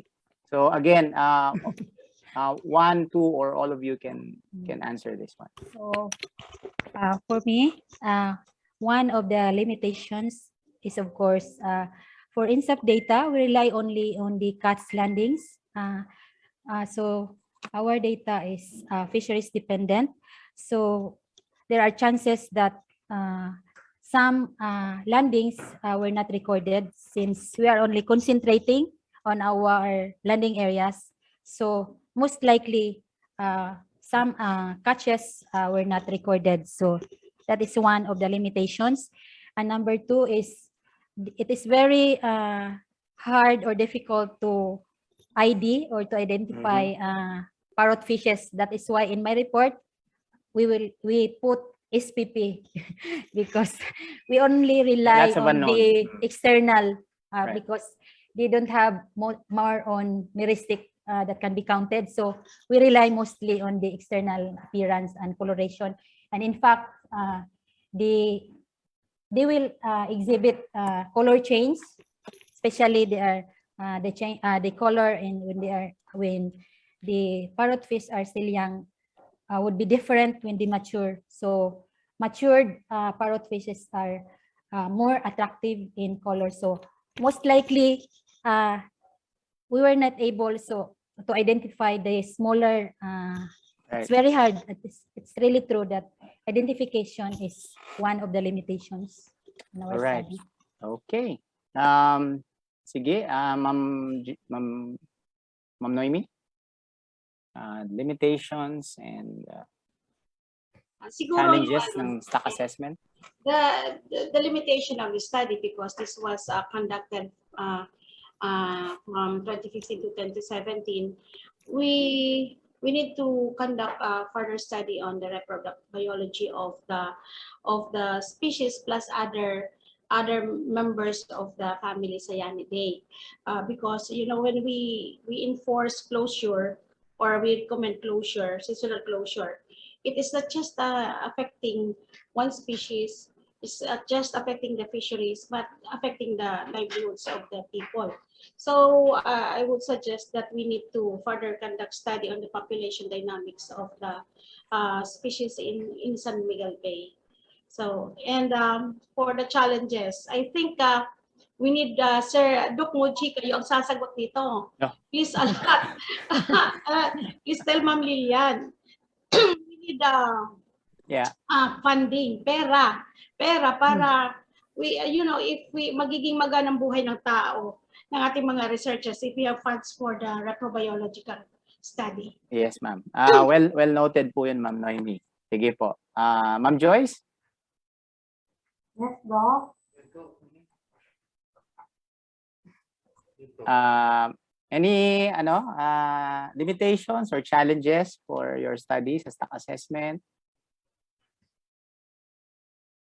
The limitation of our studies, since the area of our study is on Mars, really there is a limitation, especially on the seasonality, because there is there if there is no rainfall or heavy rains, fishers cannot go on fishing. So there's really a deterrent from the marine and I compared to the Mars because of the ecosystem, which is deterrent.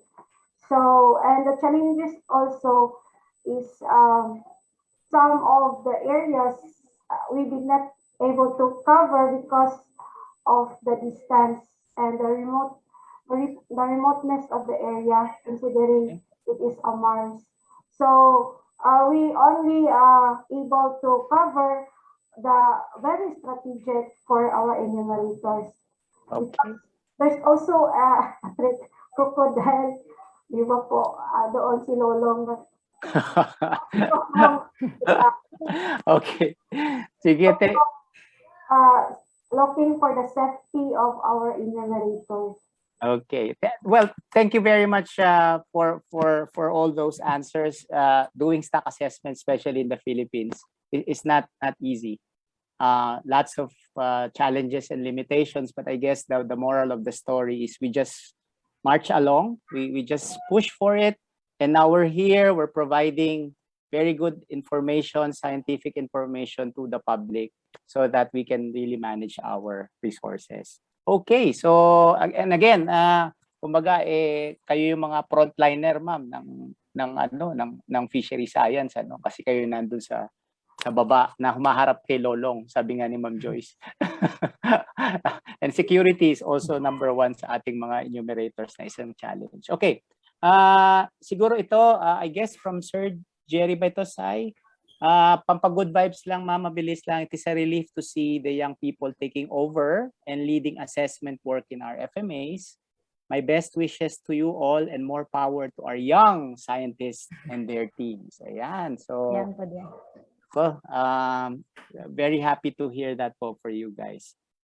Mabilis lang dito from Angeline Corpin. Mga ilang years daw ang required to have an accurate result. Pwedeng medyo may mag-isa na magsagot po nun. Ilang years daw po? Kailangan ba ng mahaba? Kailangan ba ng maikli lang?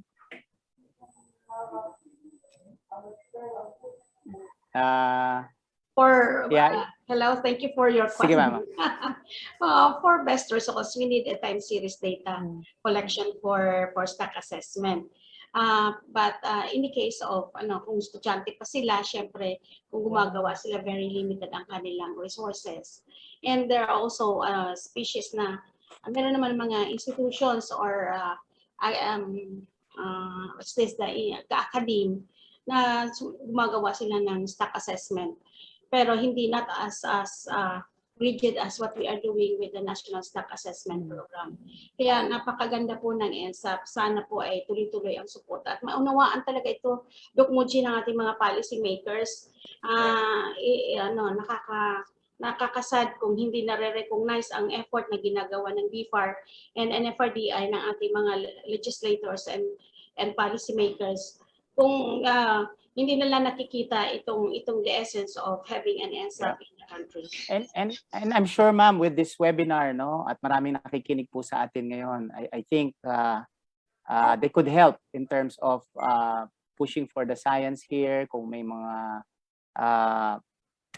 groups dyan, would know some ways to present this sa mga LGUs or kung kaninong management body, then I'm sure our audience can help also po with this advocacy. Actually, Doc Muji, sa amin dito I know together with my colleagues, we've been doing a consultation with our pharmacists and the fisher folk, the PAPSI. Right.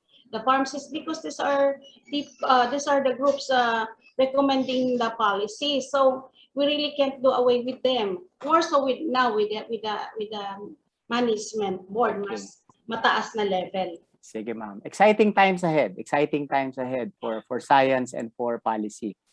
In the interest of time, isa na lang po yung babasahin kong question, and this is for, I guess, for everyone's reaction.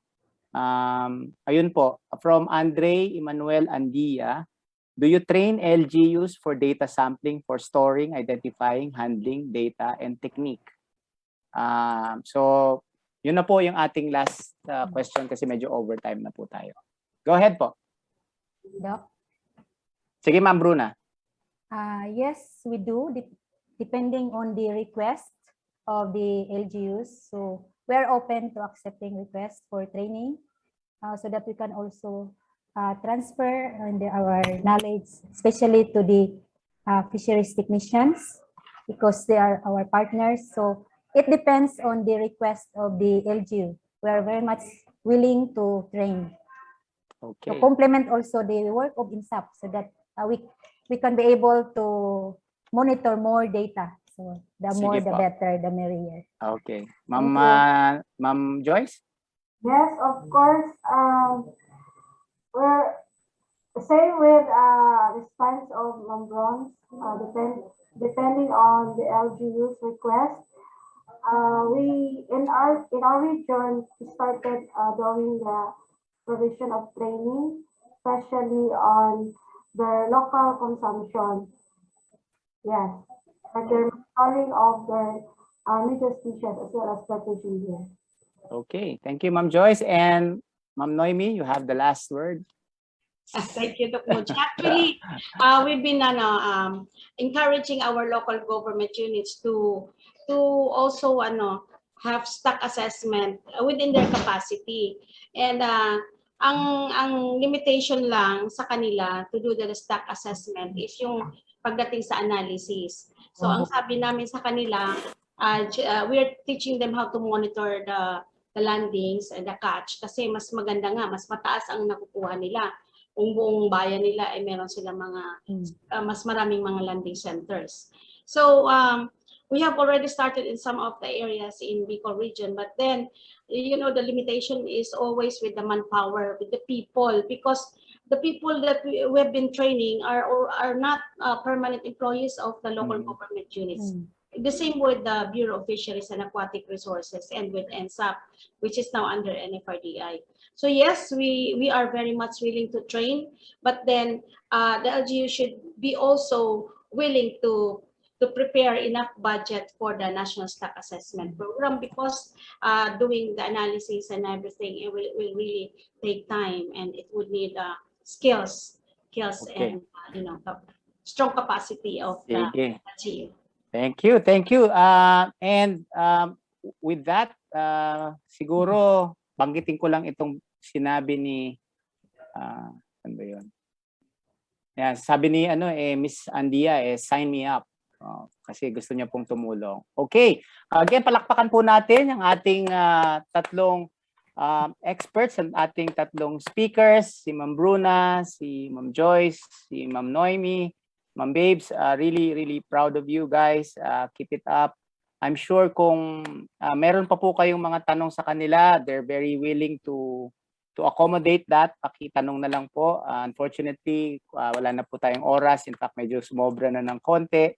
And we'll see you again with our future activities, National Stock Assessment Program sa NFRDI. By the way, paki-visit nyo po yung NSAP Interactive Atlas web app. It's available online, and provide some comments there, some pampagood vibes, and even comments to improve po the atlas. So with that, I'm Muji. They call me Doc Muji. You can follow me sa aking Facebook page. Mayroon pang plugging at DOCMUDJIE. And yun po, magpapaalam na po ako. Doc Muji signing off. On to you, Sai. Thank you very much, everyone. Yan. Thank you po, Doc Muji, Doc Noemi, Ma'am Bruna, Ma'am Joyce, and syempre sa ating mga active and very curious participants. So, I hope lahat po tayo nag-enjoy sa ating mga nalaman at natutunan ngayon. So, pwede pong mag-request ng isa pang masigabong virtual clap para sa ating lahat. May request ng group pic. Sorry. Sige po. Later, mag-group picture po tayo. Ayan. So, for our announcement po, syempre as promised, I would like to remind our dear participants to kindly fill out the evaluation form. Ayan po. That you can see on your screens. And we will also post the link po later sa ating chat box. So ngayon po, make sure na mas-screenshot ninyo or mapicturean itong ating link para po for sure ay masasagutan ninyo. Ayan, so may I ask everyone po to open their cameras, pati yung mga co-author na kasama natin ngayon para sa ating picture. Ayan. So MC, ikaw na lang magbilang.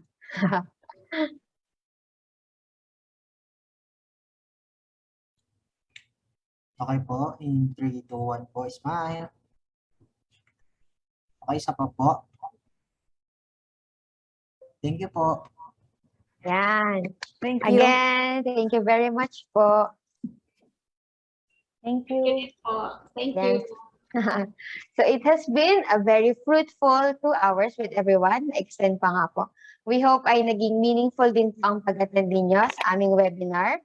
This has been your host, Cyrene Mancawe. Please watch out for our future webinars, training, and workshops. At huwag niyo pong kakalimutan na i-like ang aming Facebook page, NFRDI Philippines, para updated po tayo sa mga event announcements. Ayan. So until we can see each other again, face to face, have a nice day everyone. Stay safe. Happy lunch na din po and God bless. Bye-bye po. Bye everyone. Thank you. See you Thank you. again. Future webinar, TPJF webinar activities. And again, thank you sa ating mga speakers. Galing, galing, galing. Thank you, thank you.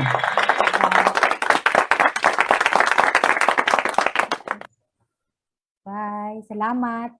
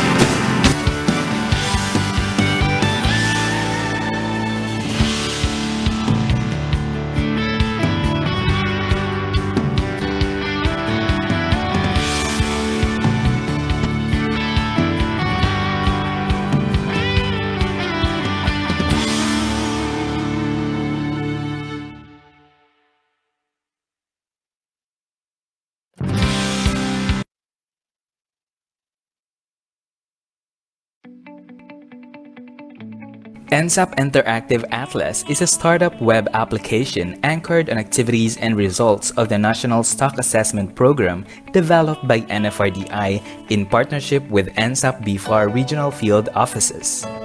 This web application features Interactive Map, which provides a platform for users to navigate the Philippine map through searching of places, see the list of landing centers across the country, and many more.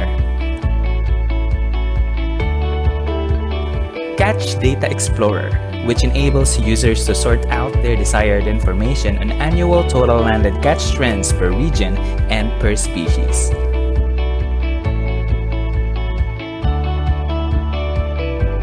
Quick Reports specifically gives ease in accessing summary reports on annual or monthly landed catch per region, per gear, and species composition.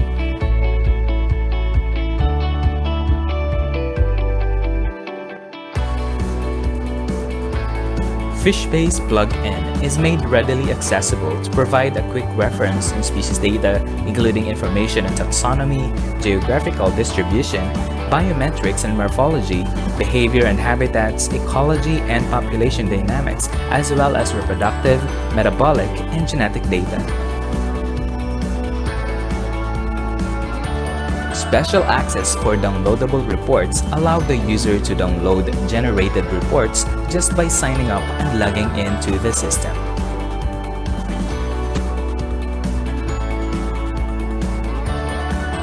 Quick access on NSAP publications provide quick access to NSAP published scientific papers, fish guidebooks, atlases, and many more. This platform envisions to address the need for standardized information on regional catch data that is valuable to the industry, policymakers, researchers, students, fisherfolk, and other stakeholders. Moreover, it is particularly advantageous in the R&D sector as it helps develop preemptive mediation on resource assessments and management. The success of this platform is all thanks to the people behind this project, especially to the fisherfolk, BFAR regional directors, BFAR regional project leaders, analysts, enumerators, and researchers. You can now access this web application through NSAP